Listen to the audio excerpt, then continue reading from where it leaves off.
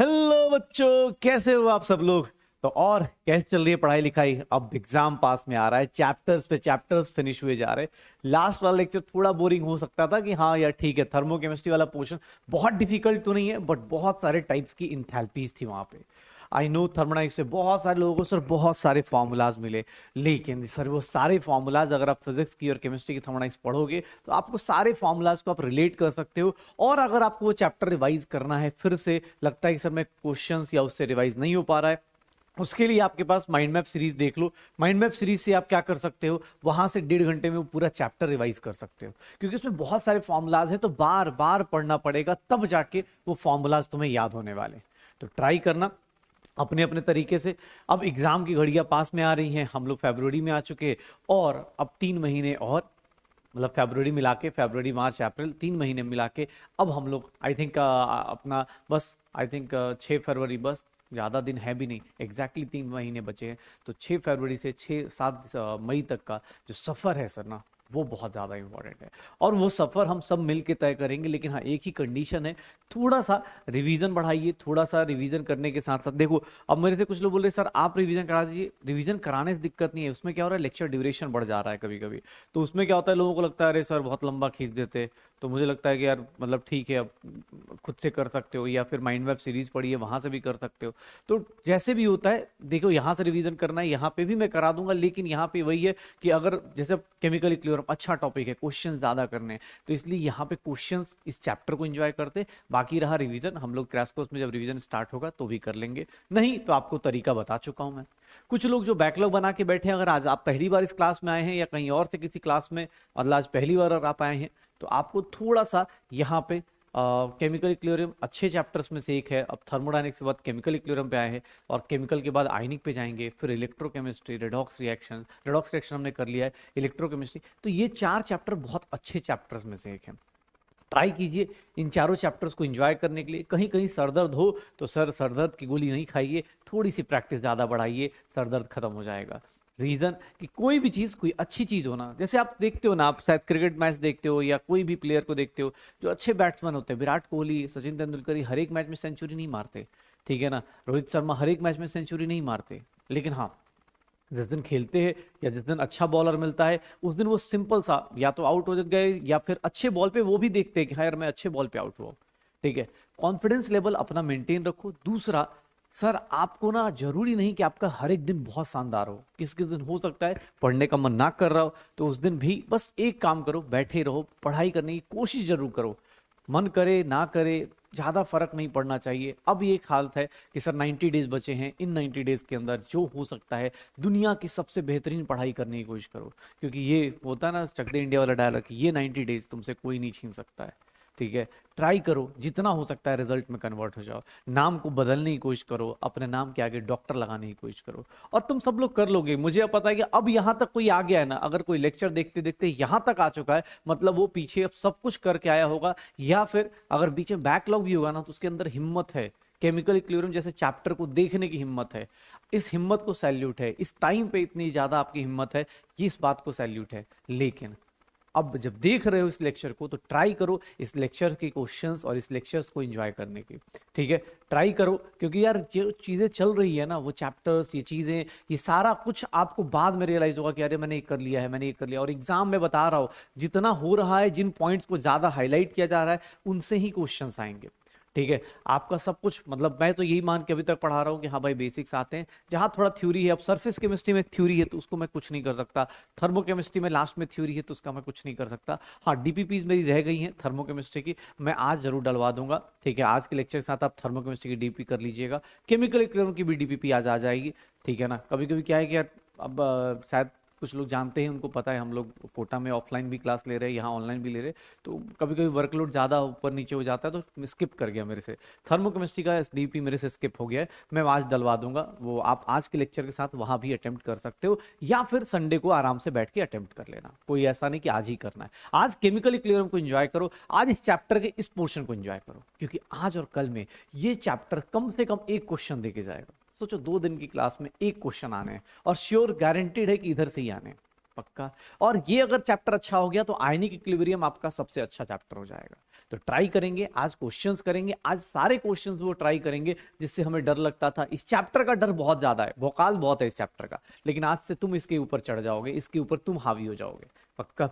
तो चलो चैप्टर शुरू करते हैं। कौन सा? Chemical equilibrium. Chemical equilibrium chapter में आज हम लोग सबसे पहले स्टार्ट करेंगे केमिकल इक्विलिब्रियम में। पहले इक्विलिब्रियम समझेंगे, इक्विलिब्रियम क्या होता है, इक्विलिब्रियम क्या हो रहा होता है। अगर मैं बात करूंगा इक्विलिब्रियम की, तो इक्विलिब्रियम क्या हो रहा होता है। अगर इक्विलिब्रियम की बात करेंगे, अगर मैं इक्विलिब्रियम देखूंगा तो इक्विलिब्रियम क्या होगा ये देखते हैं।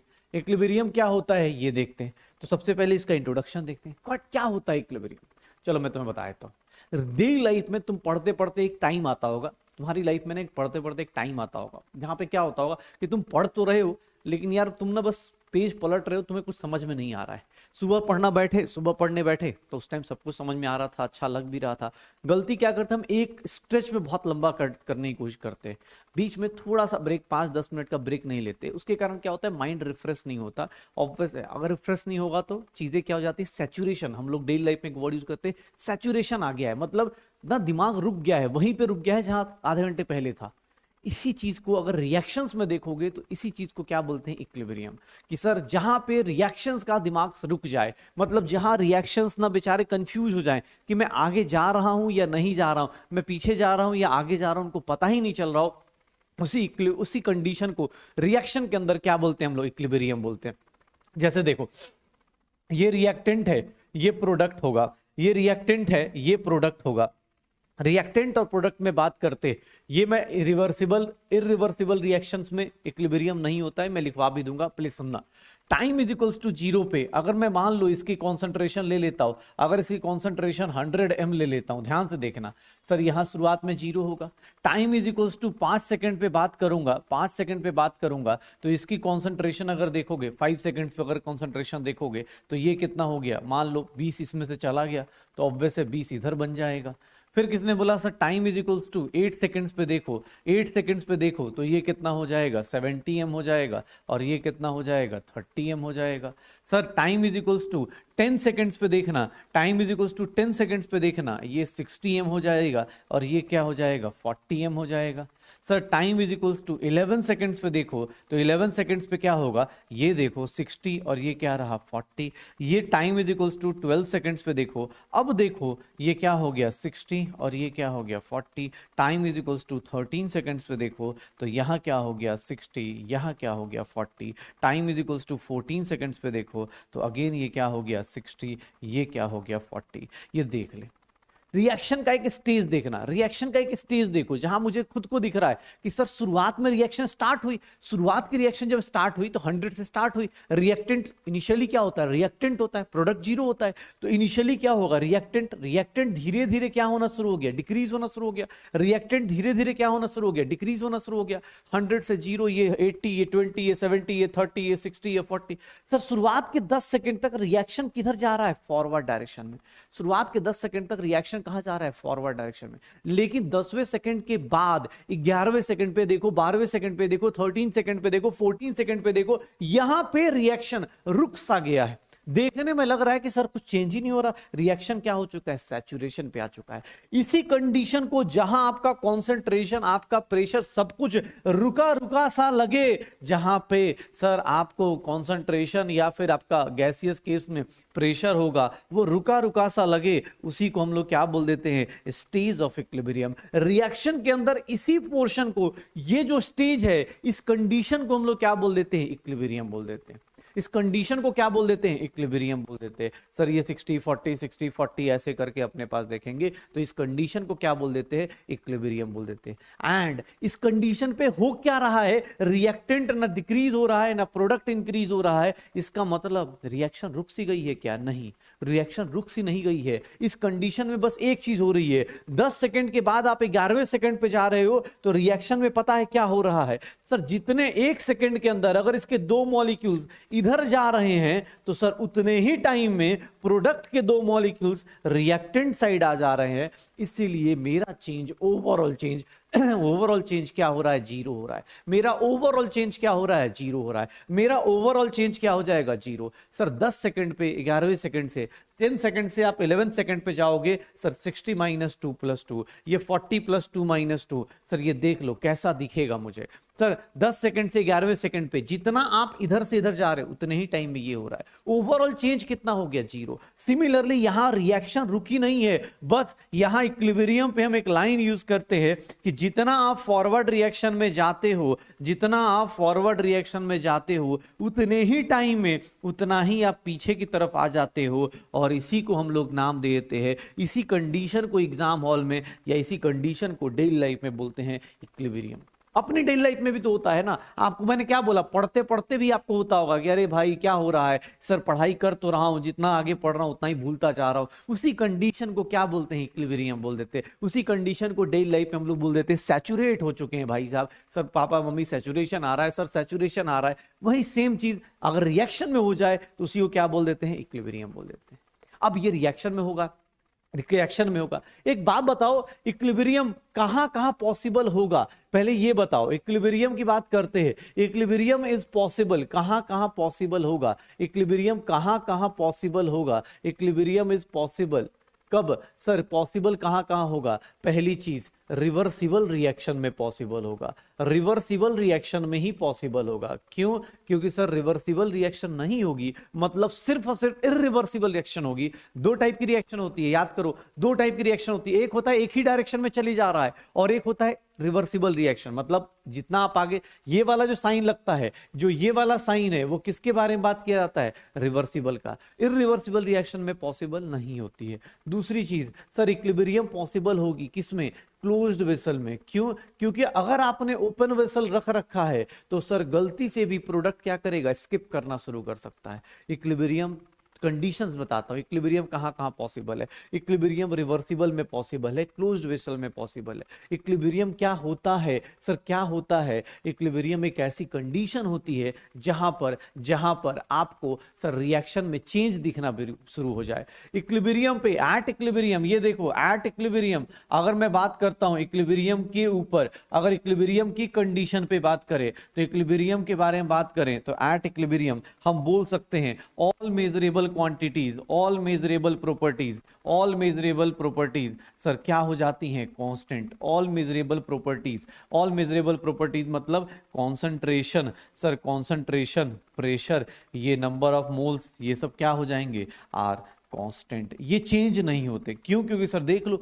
इक्विलिब्रियम का मीनिंग यही था ना, इक्विलिब्रियम का मतलब यही होगा कि सर और सारे के सारे प्रॉपर्टीज क्या हो जाएंगी, कांस्टेंट हो जाएंगी। दूसरी बात करूं इक्विलिब्रियम पे, इक्विलिब्रियम पे और क्या हो जाता है, तो इक्विलिब्रियम पे एक रेशियो आना शुरू हो जाता है। इक्विलिब्रियम पे एक रेशियो आना शुरू हो जाता है कि इक्विलिब्रियम पे क्या हो रहा होगा, रेशियो आना शुरू हो जाएगा। किसका, एक बात बताओ सर, 10 से लेके 14 सेकंड तक अगर मैं रेशियो लूं प्रोडक्ट अपॉन रिएक्टेंट का या रिएक्टेंट अपॉन प्रोडक्ट का, वो रेशियो क्या आएगा, कांस्टेंट आएगा। वो रेशियो क्या आएगा, कांस्टेंट आएगा।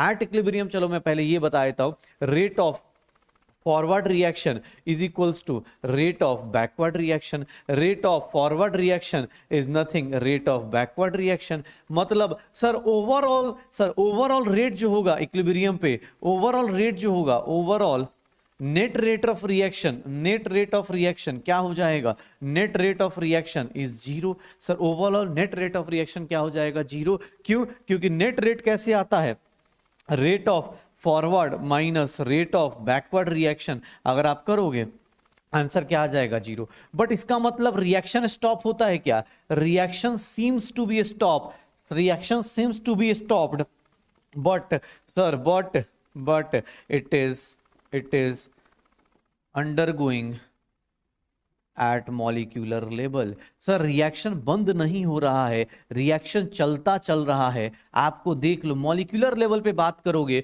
तो सर रिएक्शन में क्या हो रहा होगा, सीम्स टू स्टॉप। आपको लगता है कि रिएक्शन रुक गया है कि सर 60 से 40 ही ये सेम चीज दिख रही है, सर कुछ चेंज नहीं हो रहा। नहीं भाई, देखने में लग रहा है कि तुम्हें ये कोई चेंज नहीं हो रहा, बट रियल लाइफ में बात ये है कि सर जितना ये इधर जा रहा है उतने टाइम में उतना ये इधर आ रहा है। रियल चेंज क्या हो गया, जीरो। मतलब जैसे एग्जाम में होता होगा, जितना तुम पॉजिटिव करते होगे उतना ही तुम्हारा क्या हो जाए, नेगेटिव हो जाए। उसी कंडीशन को क्या बोलना शुरू कर देंगे, इक्विलिब्रियम। इसका मतलब ये नहीं कि तुम पढ़ाई नहीं कर रहे हो, तुम्हारे मार्क्स कम आ रहे, इसका मतलब ये नहीं कि पढ़ाई कम हो रही है। हो सकता है कि आप सर पॉजिटिव और नेगेटिव के बीच में बैलेंस नहीं बना पा रहे।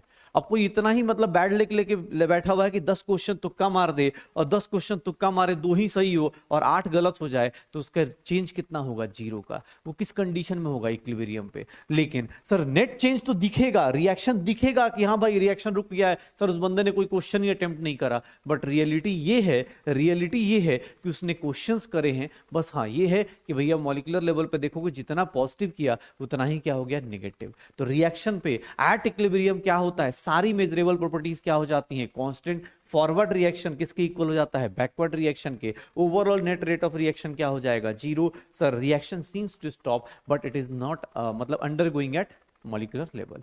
पक्का। इक्विलिब्रियम कहां कहां पॉसिबल है, रिवर्सिबल रिएक्शन में और क्लोज्ड रिएक्शन में। कभी भी इक्विलिब्रियम इरिवर्सिबल रिएक्शन में पॉसिबल नहीं होगा। जो सिर्फ एक ही डायरेक्शन में चलता है उस रिएक्शन में पॉसिबल नहीं होगा। पक्का। चलो अब देखो, मुझे किसने बोल दिया कि सर एक काम करते हैं, अब यहाँ पे ना सर अब एक काम करते हैं, इक्विलिब्रियम का मीनिंग हमें पता चल गया। इक्विलिब्रियम का मीनिंग पता चल गया कि सर इक्विलिब्रियम होता क्या है, reaction same direction, opposite direction में सेम स्पीड से चले। अच्छा ठीक है, इक्विलिब्रियम आ गया। सर एक बात बताओ, इक्विलिब्रियम कभी कैसे पॉसिबल, किस किस रेट में, एक ग्राफ देख लेते हैं। ग्राफ्स देखना अपने पास। अब देखो ग्राफ्स इक्विलिब्रियम के सर दो टाइप के ग्राफ बनेंगे, प्लीज थोड़ा ध्यान से देखना। पहले कॉन्सेंट्रेशन वर्सेस टाइम का, कॉन्सेंट्रेशन वर्सेस टाइम का, या फिर कॉन्सेंट्रेशन के वर्सेस प्रेशर का भी लिख सकता हूं मैं, क्योंकि सर मेजरेबल प्रॉपर्टीज कोई भी हो सकती है। एक बात बताओ, मेरी मर्जी है, ऐसा भी तो हो सकता है रिएक्टेंट और प्रोडक्ट हो, टाइम इज इक्वल्स टू 0 पे, अगर ये 100 m है तो सर ये कुछ क्या हो, 0 हो। टाइम इज इक्वल्स टू, जैसे मैंने अभी बुलाया इक्विलिब्रियम पे, सर इसका कितना हो जाए 60 m और ये कितना हो जाए 40 m। मतलब इक्विलिब्रियम पे किसका ग्राफ, किसका कॉन्सेंट्रेशन ज्यादा है, इक्विलिब्रियम पे किसका कॉन्सेंट्रेशन ज्यादा है, कॉन्सेंट्रेशन हो चाहे प्रेशर हो। यहां देख लो रिएक्टेंट धीरे धीरे डिक्रीज करेगा, धीरे धीरे डिक्रीज करेगा, रिएक्टेंट का ये आ जाएगा, और प्रोडक्ट धीरे धीरे इंक्रीज करेगा। जहां कांस्टेंट हो गया, जहां भी कांस्टेंट हो गया, ये जो लाइन दिख रही है कांस्टेंट लाइन, ये जो लाइन दिख रही है अपने को, मान लो यहां से लेकर यहां तक जो लाइन दिख रही है, इसी को हम लोग क्या बोलेंगे, इस पॉइंट को हम लोग बोल देंगे कि भैया इक्विलिब्रियम यहां से स्टार्ट हो गया है। क्यों, क्योंकि यहां से ये लाइन क्या हो गई है, कांस्टेंट। प्रोडक्ट धीरे धीरे इंक्रीज हो रहा था, बट देख लो रिएक्टेंट डिक्रीज हो कितने पे आया, 60 पे। रिएक्टेंट कितने पे डिक्रीज हो के आया, 60 पे, और प्रोडक्ट कितने पे आया, 40 पे, और यहीं पे इक्विलिब्रियम आ गया। तो सर कॉन्सेंट्रेशन वर्सेस प्रेशर का टाइम के साथ ग्राफ बनाओगे, इक्विलिब्रियम कैसे पहचानोगे, कुछ नहीं, इक्विलिब्रियम पहचानने के लिए कुछ नहीं करना आपको, सीधा सीधा इक्विलिब्रियम पहचानने के लिए कुछ नहीं करना, सीधा सीधा आपका ग्राफ ये बन सकता है। किसने बोला सर ऐसे थोड़ी ना होगा, आप ऐसे भी तो बना सकते हो कि sir time is equals to 0 पे, एक मिनट देखना, ये 100 हो, इक्विलिब्रियम जरूरी थोड़ा ना कि 60 और 40 पे ही हो सकता है। इक्विलिब्रियम सर ऐसा भी तो हो सकता है कि दोनों के 50 हो जाए, दोनों इक्वल कॉन्सेंट्रेशन पे हो जाए, कहीं भी पॉसिबल है भाई साहब। वो रिएक्शन के ऊपर डिपेंड करता है, कौन सी रिएक्शन ले रहे हो आप। ये देख लो अपने पास, कॉन्सेंट्रेशन वर्सेस कॉन्सेंट्रेशन या फिर प्रेशर वर्सेस टाइम के रिस्पेक्ट में अगर ग्राफ बनाते हो तो देख लो सर, प्रोडक्ट का इंक्रीज करके कितना हो जाएगा यहाँ पे, रिएक्टेंट का डिक्रीज करके कितना हो जाएगा यहाँ पे। जहां पे ऐसा भी तो ग्राफ हो सकता है, सर ये रिएक्टेंट का ग्राफ हो गया, ये क्या हो गया, प्रोडक्ट का ग्राफ हो गया, और दोनों की कॉन्सेंट्रेशन एट इक्विलिब्रियम कितनी हो गई, 50 हो गई। तो सर ये भी ग्राफ पॉसिबल है, क्योंकि कॉन्सेंट्रेशन रिएक्टेंट का हो चाहे प्रोडक्ट का हो, कॉन्सेंट्रेशन रिएक्टेंट का हो चाहे प्रोडक्ट का हो, इन दोनों के केस में देख लो, रिएक्टेंट हो चाहे प्रोडक्ट हो, इन दोनों केस में सर कहीं भी इक्विलिब्रियम हो सकता है ना। जरूरी नहीं है कि आप जो सोच रहे हो वही होगा। सर आप यहां से चले, हो सकता है इस रिएक्शन में, मान लो इस रिएक्शन में ऐसा भी हो सकता है कि रिएक्टेंट 40 हो जाए और ये 60 हो जाए, तब इक्विलिब्रियम अचीव हो। इक्विलिब्रियम अचीव करना है भाई, कभी भी हो सकता है, हमेशा जो है थोड़ा 60-40 पे ही होगा भाई। रिएक्शन वाइज रिएक्शन वेरी करेगा, तो sir reaction by reaction graph भी वेरी करेगा। कॉन्सेंट्रेशन वर्सेस टाइम का ग्राफ देखेंगे अगर आप, कॉन्सेंट्रेशन वर्सेस टाइम का ग्राफ देखोगे अगर आप, कॉन्सेंट्रेशन वर्सेस टाइम का अगर ग्राफ देखते हो आप, तो यहां पे क्या दिखेगा कि सर अब की बार रिएक्टेंट बेचारा बहुत कम हो गया और प्रोडक्ट अपने पास ऐसा चला जाएगा। दोनों के केस में ये देख लो, अब प्रोडक्ट ऐसे बन गया, ये प्रोडक्ट का ग्राफ हो गया, और ये क्या हो जाएगा, रिएक्टेंट का ग्राफ। ये लाइन अपने पास स्ट्रेट आएगी, ये लाइन क्या होगी, स्ट्रेट होगी, ये लाइन क्या होगी, स्ट्रेट होगी, और इसी को हम लोग क्या नाम दे देंगे, इसी को हम लोग क्या नाम दे देंगे, इक्विलिब्रियम नाम दे देंगे। इसी को क्या नाम दे देंगे, इक्विलिब्रियम। ये वाला पॉइंट कितना होगा, ये वाला पॉइंट अपने पास 60 होगा, ये वाला पॉइंट क्या होगा, 40 होगा। सर ये किसका ग्राफ है, रिएक्टेंट का, और ये ग्राफ किसका है, प्रोडक्ट का। कॉन्सेंट्रेशन वर्सेस टाइम के 3 ग्राफ पॉसिबल हैं इक्विलिब्रियम में। कॉन्सेंट्रेशन वर्सेस टाइम के 3 ग्राफ पॉसिबल हैं एट इक्विलिब्रियम। सर पहला ग्राफ आपने किसका पढ़ा, कॉन्सेंट्रेशन या फिर प्रेशर का। सेम चीज अगर आप सेकंड ग्राफ देखोगे रेट वर्सेस टाइम का, तो रेट वर्सेस टाइम में, सर रेट वर्सेस टाइम में इक्विलिब्रियम में सिर्फ एक ग्राफ पॉसिबल है, और वो क्या है, रेट वर्सेस टाइम के अंदर एक ही ग्राफ पॉसिबल है, और वो क्या है कि sir rate of forward, rate of forward और रेट ऑफ बैकवर्ड इक्विलिब्रियम पे आपको इक्वल ही करना पड़ेगा। सर ये ग्राफ, सिर्फ एक ही ग्राफ पॉसिबल है रेट वर्सेस टाइम के अंदर। रेट वर्सेस टाइम के अंदर एक ही ग्राफ पॉसिबल है, और वो क्या है, ये रेट वर्सेस टाइम में सिर्फ ये ग्राफ पॉसिबल है। अगर आप रेट का टाइम के साथ ऐसे ग्राफ बनाते हो, रेट और टाइम का ग्राफ ऐसे बनाते हो, सर आप ऐसे बना दो, ऐसे बना दो, ये पॉसिबल नहीं है, ये इक्विलिब्रियम पे नहीं होगा। इक्विलिब्रियम का मतलब क्या होता है, इक्विलिब्रियम का मतलब क्या होता है कि सर जहां पे सर फॉरवर्ड का रिएक्शन, जहां पे फॉरवर्ड का reaction, equilibrium formed, equilibrium is achieved. Sir equilibrium point ये बोल देंगे, यहां पे इक्विलिब्रियम नहीं होगा। अगर मैं बोलता हूं कि सर ऐसा हो जाए, सर रेट का ग्राफ ऐसा हो जाए, सर यहां पे भी नहीं होगा। रेट वर्सेस टाइम का ग्राफ अगर बोला जाए तो यहां पे भी नहीं होगा, ये भी ग्राफ इक्विलिब्रियम का ग्राफ नहीं होगा। तो सर देखो कंसंट्रेशन में हो सकता है, क्योंकि कंसंट्रेशन क्या हो जाएगी, इक्विलिब्रियम डिफाइन ही कहां होती है कि सर कंसंट्रेशन, प्रेशर, ये सब जहां कांस्टेंट हो जाए, जहां टाइम के साथ कांस्टेंट हो जाए, उसको क्या बोलेंगे, सर इक्विलिब्रियम बोलेंगे। तो देखो ना अपने पास जहां टाइम के साथ कांस्टेंट हो गया, जहां पे भी यहां से कांस्टेंट हो गया, यहां से कांस्टेंट हो गया, यहां से कांस्टेंट हो गया, तो सर कंसंट्रेशन वर्सेस टाइम के 3 ग्राफ पॉसिबल है, लेकिन रेट का सिर्फ इक्विलिब्रियम पे एक ही ग्राफ पॉसिबल है, वो ये वाला। ठीक है, अच्छा अब बात करते हैं इक्विलिब्रियम की। तो इक्विलिब्रियम कितने टाइप्स का हो सकता है। अगर मैं टाइप्स ऑफ इक्विलिब्रियम के बारे में बात करूं, तो टाइप्स ऑफ इक्विलिब्रियम मेरे पास, अगर मैं ब्रॉडली क्लासिफाई करना शुरू करूं, तो मैं सर 3 टाइप के इक्विलिब्रियम पढ़ना चाहूंगा, 3 टाइप के इक्विलिब्रियम पढ़ना चाहूंगा। एक इक्विलिब्रियम हमारी डेली लाइफ में आता है जो फिजिकल इक्विलिब्रियम के नाम से फेमस है, जो फिजिकल इक्विलिब्रियम के नाम से फेमस होता है। सर इसमें कोई रिएक्शंस नहीं, फिर भी इक्विलिब्रियम एस्टैब्लिश हो जाए फिजिकल चेंजेस के ऊपर। सर फिजिकल इक्विलिब्रियम मतलब कोई रिएक्शन नहीं हो रही, कोई कुछ कर नहीं रहा, बस फिजिकली एक दूसरे से इक्विलिब्रियम एस्टैब्लिश हो गए, उसको क्या बोल देंगे, फिजिकल इक्विलिब्रियम। सर अगर मैं बात कर रहा हूं यहां पे सेकंड इक्विलिब्रियम की बात करूं, तो सर जहां पे केमिकल कंपाउंड्स आपस में रिएक्शन करते टाइम इक्विलिब्रियम पे आ जाएं, उसको हम लोग क्या नाम दे देंगे, chemical equilibrium. And third one, sir third one क्या हो जाएगा, आयनिक इक्विलिब्रियम। थर्ड वन क्या हो जाएगा, आयनिक इक्विलिब्रियम की। सर थर्ड वन क्या हो जाएगा, फिजिकल के बाद केमिकल, केमिकल के बाद क्या हो जाएगा, आयनिक इक्विलिब्रियम। ये 3 चीजें याद रखना, 3 टाइप के इक्विलिब्रियम अपने पास होंगे, फिजिकल, केमिकल और आयनिक।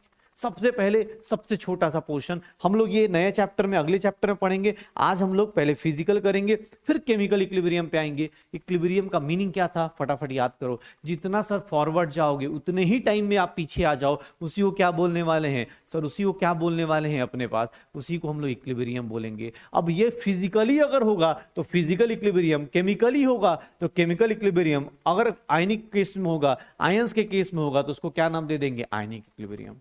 पक्का। आप इस शुरुआत में थोड़ा सा थ्योरेटिकल पोर्शन है, न्यूमेरिकल्स पे भी आ जाएंगे।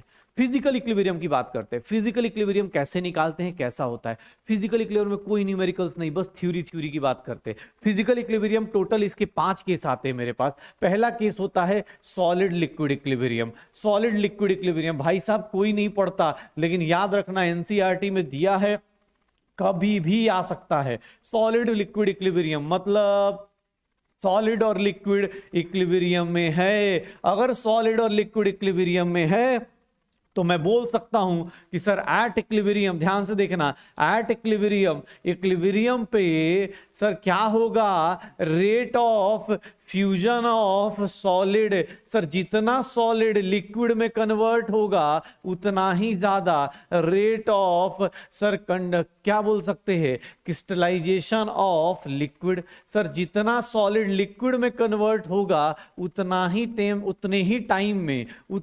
टाइम में सर जितना सॉलिड लिक्विड में कन्वर्ट होगा, फ्यूजन का मतलब क्या था, सॉलिड लिक्विड में कन्वर्ट होगा, सेम टाइम में उतना ही लिक्विड सॉलिड में कन्वर्ट हो जाए। Sir fusion of solid, rate of fusion of solid is equals to rate of crystallisation of liquid, यही होगा एट इक्विलिब्रियम, यही होगा। और इस टेम्परेचर पे, टेम्परेचर को ही हम लोग क्या नाम दे देंगे, मेल्टिंग पॉइंट। ये टेम्परेचर जहां होगा इसी को नाम क्या दे देंगे, मेल्टिंग पॉइंट। मेल्टिंग पॉइंट मतलब temperature at solid liquid equilibrium. Solid liquid equilibrium पे जो टेम्परेचर होता है, इक्विलिब्रियम को बार बार मैं बड़ा नहीं लिखूंगा तो EQM से रिप्रेजेंट कर दूंगा। तो temperature at solid liquid equilibrium को ही क्या नाम देते हैं हम लोग, मेल्टिंग पॉइंट बोल देते हैं। सर इक्विलिब्रियम, सॉलिड लिक्विड के इक्विलिब्रियम की बात करेंगे तो क्या होगा, जितने टाइम में जितना सॉलिड लिक्विड में कन्वर्ट होगा उतने टाइम में इतना आ जाए, इसी को क्या बोलेंगे, solid liquid equilibrium. Second one, अगर मैं बोलता हूं लिक्विड गैस इक्विलिब्रियम, अगर मैं बोलता हूं लिक्विड गैस इक्विलिब्रियम, अगर मैं बोलता हूं लिक्विड गैस इक्विलिब्रियम, तो ये देख लो अपने पास liquid gas equilibrium, that means sir अब खुद से सोचो, सर लिक्विड और गैस इक्विलिब्रियम में है, इसका मतलब क्या होगा, जितने टाइम पे, खुद से बोलो, अपने आप ही बोलो, sir at equilibrium rate of vaporization of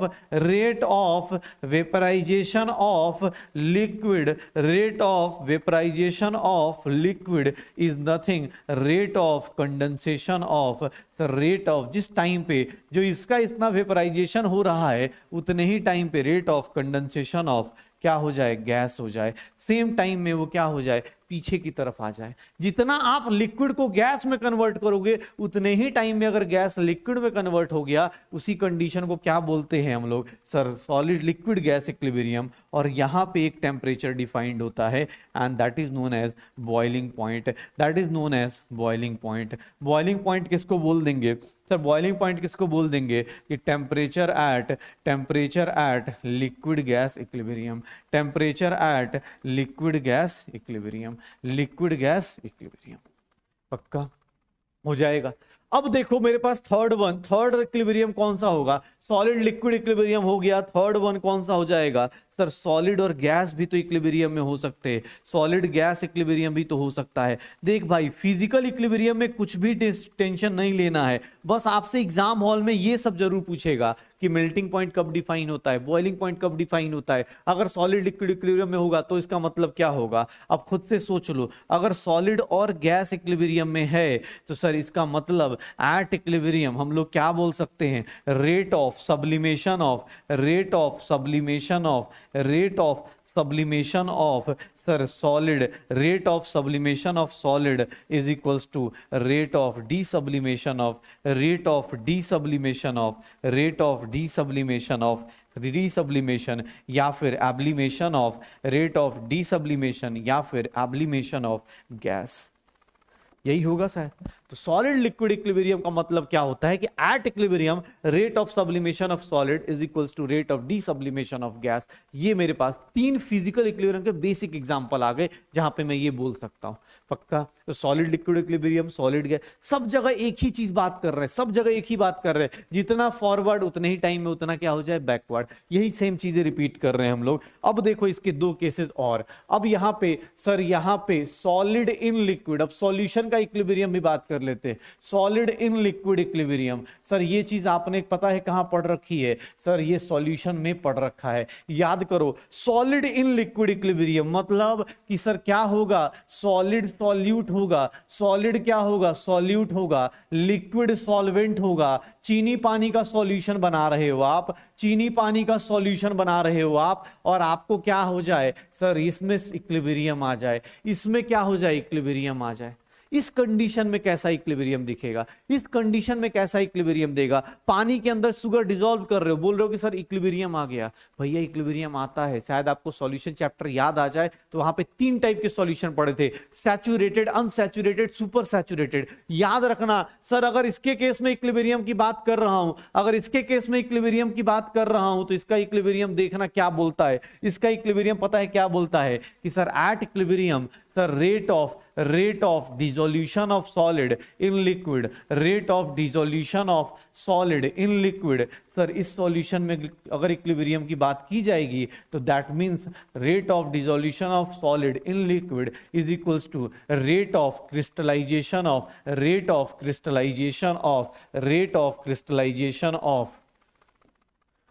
solid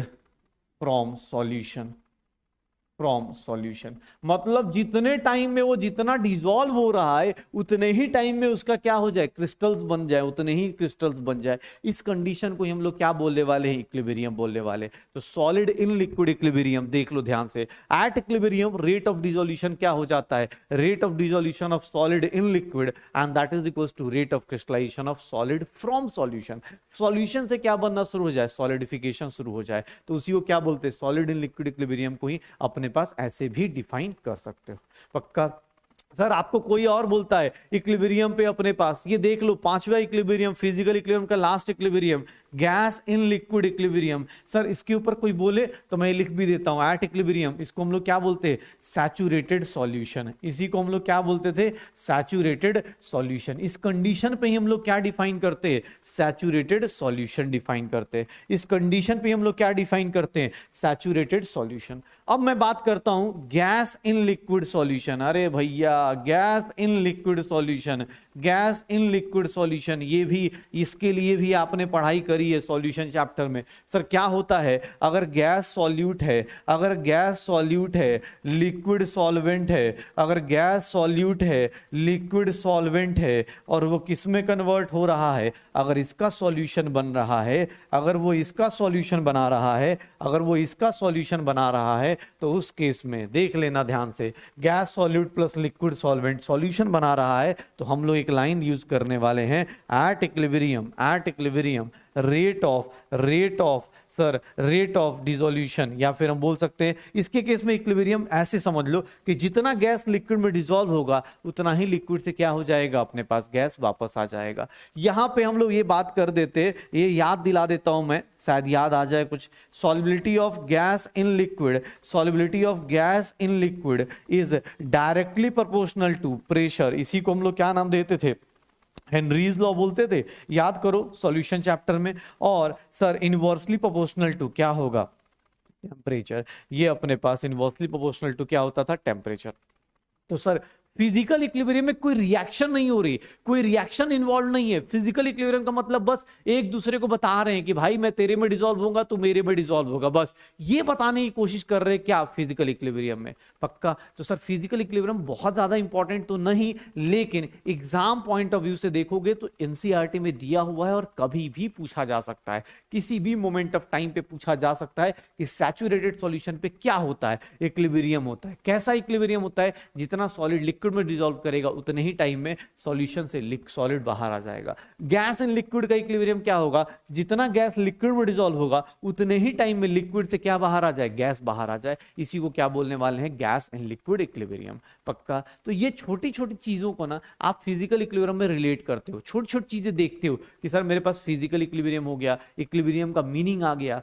तो अब सर एक चीज मैंने बोली थी कि सर एक बात बताओ, आपके पास टाइप्स ऑफ इक्विलिब्रियम आपने किस पे डिफाइन किया, फिजिकल के ऊपर, कि सब फिजिकल स्टेट चेंज, इसमें कोई रिएक्शन नहीं है, कोई कंपाउंड नहीं बन रहा है, बस एक दूसरे में डिसॉल्व हो रहे। तो सर अब अपने पास अगर मैं केमिकल इक्विलिब्रियम शुरू करने जाऊंगा तो सर दो टाइप के केमिकल इक्विलिब्रियम आएंगे, अगर मैं बात करूंगा तो दो टाइप के केमिकल इक्विलिब्रियम आएंगे एंड दैट विल बी, देख लो अपने पास। सर अब मैं केमिकल इक्विलिब्रियम के बारे में बात करूं, सर दो टाइप के केमिकल इक्विलिब्रियम आ जाएंगे, टाइप्स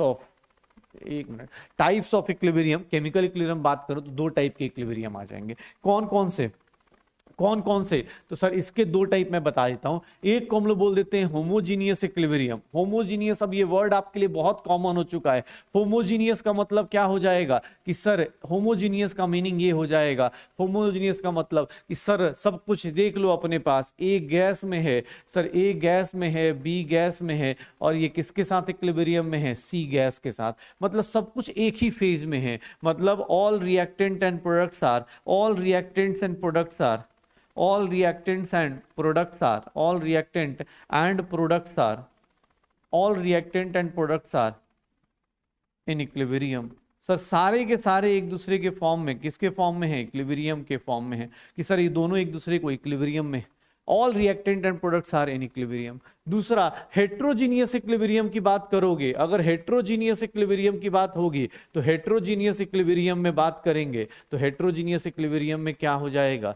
हेट्रोजीनियस इक्विलिब्रियम में क्या हो जाएगा कि यहां पे बात करेंगे, अगर ऐसा दिया है ए गैस है, बी सॉलिड है, सर बी सॉलिड है और सी क्या हो जाए अपने पास? सी अपने पास लिक्विड हो जाए, तो इस केस में हेट्रोजीनियस इक्विलिब्रियम होगा। All reactant and products are in, all reactant and products are in and products are in different phases, different phases में होंगे। all reactant and products are in different state, different phases, different phases। यहाँ पे at equilibrium are in same phase, sorry गलती से, and products are in same phase, same phase। Phase मतलब state, same phase या फिर state लिख दो, ठीक है। तो ये हेट्रोजीनियस इक्विलिब्रियम होगा और ये क्या होगा? Homogeneous equilibrium. ये हेट्रो और ये क्या हो गया? होमो। तो इक्विलिब्रियम को आप ऐसे भी डिफाइन कर सकते हो। ऐसा क्यों किया? बिकॉज मैं अब केमिकल इक्विलिब्रियम शुरू करूंगा, तो केमिकल इक्विलिब्रियम में ये सब चीजें बार बार आएंगी। केमिकल इक्विलिब्रियम में ये सब चीजें बार बार आ जाएंगी कि भैया होमोजीनियस क्या है, हेट्रोजीनियस क्या है, और चीजें कैसे रिलेट होंगी। होमोजीनियस का मतलब सब कुछ यूनिफॉर्म है, gas gas gas, liquid liquid liquid, solid solid solid. लेकिन अगर हेट्रोजीनियस है तो एक सॉलिड हो सकता है, दूसरा क्या हो जाएगा? लिक्विड, तीसरा क्या हो जाएगा? गैस। ऐसा कुछ भी हो सकता है, पक्का। तो होमोजीनियस और हेट्रोजीनियस इक्विलिब्रियम हो गया। अब यहां पे एक दो चीजें आती, अब यहां पे एक दो चीजें आ जाती हैं मेरे पास। तो अब शुरू करते हैं केमिकल इक्विलिब्रियम। अब केमिकल इक्विलिब्रियम में क्या बात करेंगे? तो केमिकल इक्विलिब्रियम में पहली चीज जो सबसे इंपॉर्टेंट है वो क्या है? तो सर केमिकल इक्विलिब्रियम के laws of chemical equilibrium, law of chemical equilibrium या फिर बोल देते हैं लॉ ऑफ मास एक्शन। उससे पहले एक चीजें बता देता हूं, कुछ चीजें अपने को याद रहनी चाहिए। जैसे मुझे किसने बोला कि सर एक्टिव मास क्या होता है, एक्टिव मास क्यों निकालते हैं या क्या होता है? एक्टिव मास का मतलब, ध्यान से सुनना, कहानी सुनना, फिर हम लोग एक एक करके वहां पहुंचेंगे और उस पर देखना शुरू करेंगे। एक्टिव मास का मीनिंग क्या होता है? जो रिएक्शन में पार्टिसिपेट कर रहा हो। एक्टिव मास मतलब जो आपका, जैसे गैस है तो गैस में मान लो अगर इतना बड़ा कंटेनर है तो गैस क्या होगा? हर एक जगह होगा। तो गैस का एक्टिव मास क्या होगा? गैस का एक्टिव मास उसका प्रेशर कहलाएगा। एक्टिव मास मतलब जो रिएक्शन में पार्टिसिपेट करे। एक्टिव मास का मतलब कि सर ये अपने पास फॉर सॉलिड्स, सॉलिड्स के लिए एक्टिव मास कितना होगा? एक्टिव मास जो होगा सॉलिड्स के लिए एक्टिव मास कितना हो जाएगा? सर सॉलिड का एक्टिव मास 1 ही रहेगा। क्यों? क्योंकि मान लो अगर मैं यहां पे खड़ा हूं, मेरे ऊपर कोई एसिड डाल दे, कोई लिक्विड डाल, तो मैं क्या करूंगा? पूरा का पूरा ऑब्वियस है, पूरा मेरा मास एक्टिव होगा। क्यों? क्योंकि सर सॉलिड ना मूव नहीं करता है, गैस होता है इधर से उधर जाएगा, लिक्विड होगा थोड़ा बहुत फ्लो कर सकता है, लेकिन सॉलिड क्या होता है? बेचारे की टेंडेंसी क्या होती है? एकदम फिक्स रहने की। तो अगर आप बीकर में डाल के उसके अंदर पानी डालिए, पूरा का पूरा सॉलिड क्या होगा? पार्टिसिपेट करेगा। अगर आप शुगर है, शुगर के क्रिस्टल में पानी डाल दीजिए, मान लो एक ग्लास में शुगर डाल दो और फिर पानी डाल दो, सर पूरा का पूरा शुगर क्या करेगा? पार्टिसिपेट करेगा। तो फॉर सॉलिड क्या हो जाता है? एक्टिव मास 1 हो जाता है।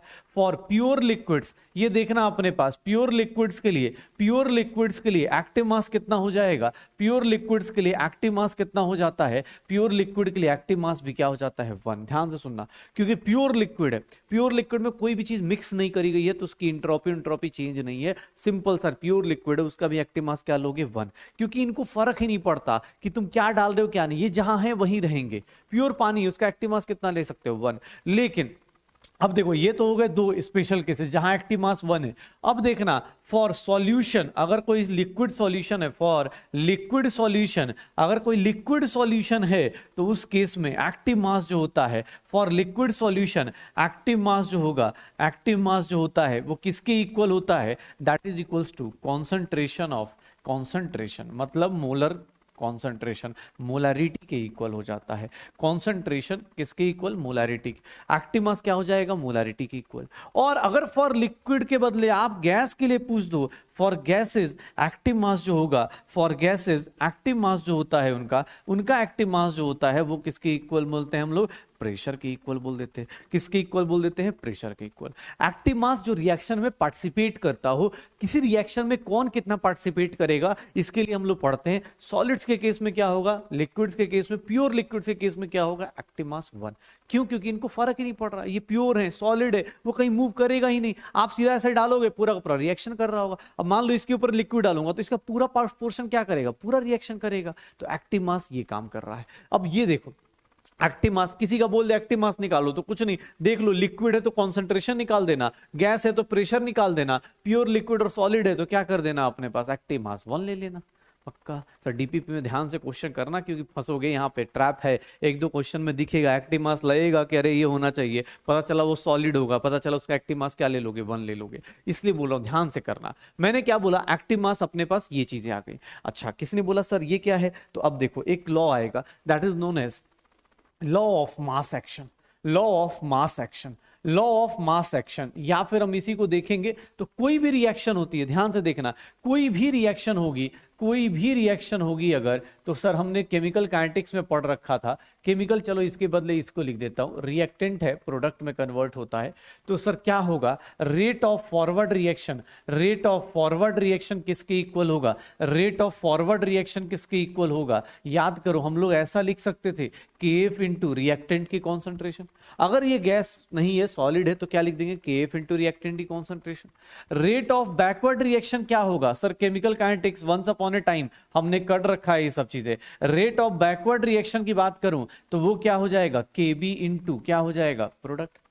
और एट इक्विलिब्रियम कौन किसके इक्वल होता है?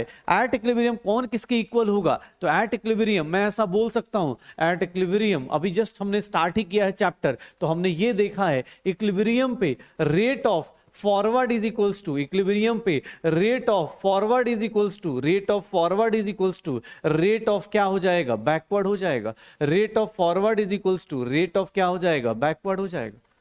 कैसे? सर कुछ नहीं, इक्विलिब्रियम यही तो था, इसी मूवमेंट को तो बोलते थे। तो सर एक बात बताओ, KF into reactant is equals to KB into क्या लिख सकता हूं? प्रोडक्ट। और ये दोनों इक्वल हो गए, इसका मतलब KF upon KB is nothing, product upon reactant, और इसी को हम लोग क्या लिख देते हैं? Equilibrium constant. इसी को हम लोग क्या लिख देते हैं? Equilibrium constant. इक्विलिब्रियम कांस्टेंट, यही क्या होगा? Equilibrium constant. सर इक्विलिब्रियम क्या कहलाएगा? कांस्टेंट। कैसे? सर ये देखो, ये क्या है? ये KF क्या होता है? ये KF क्या होता है? सर ये रेट कांस्टेंट है। किसका? रेट कांस्टेंट है किसका? फॉरवर्ड रिएक्शन का। फॉरवर्ड रिएक्शन का ये रेट कांस्टेंट है, फॉरवर्ड रिएक्शन का रेट कांस्टेंट है। KB क्या है? Rate constant for backward reaction. KB क्या है? Rate constant for backward reaction. KB क्या है? Rate constant for backward reaction. तो KF और KB को देख लो। सर KF और KB को देख लो, रेट कांस्टेंट फॉर फॉरवर्ड कौन सा है? रेट कांस्टेंट फॉर बैकवर्ड कौन सा है? इसको हम लोग देख ले।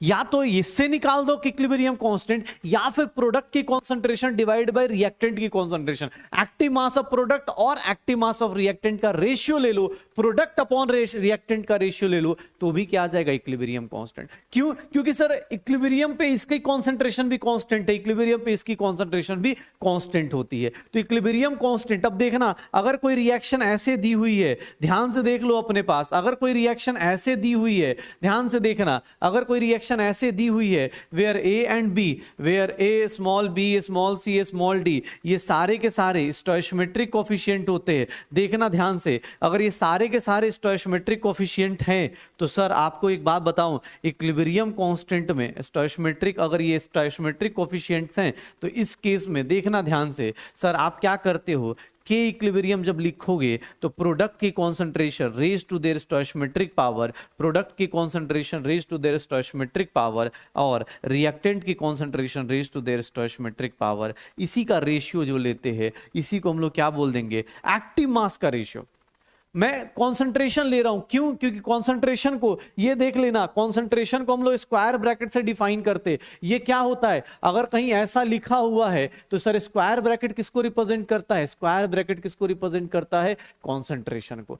स्क्वायर ब्रैकेट किसको रिप्रेजेंट करता है? कॉन्सेंट्रेशन को। अगर concentration of C upon power C, concentration of D power D, concentration of A power A, concentration of B power B, इसी को, इस रेशियो को ही हम लोग क्या बोलना शुरू करते हैं? Law of chemical equilibrium. ये जो हमने लिखा, इसी को अगर लॉ के फॉर्म में लिखना चाहें तो ये क्या कहलाएगा? लॉ ऑफ केमिकल इक्विलिब्रियम कहलाएगा। कि सर आपने ये कैसे लिखा? तो product raise to its stoichiometric power divide by reactants raise to their stoichiometric power, this ratio is constant at constant temperature. At constant temperature this ratio is constant. Equilibrium constant की बात अब आ गई है तो सुनो कहानी। जैसे मैंने तुम्हें क्या बोला, अगर मान लो ये रिएक्शन दी हुई है N2 + 3H2, सर क्या दिया हुआ है? 2NH3।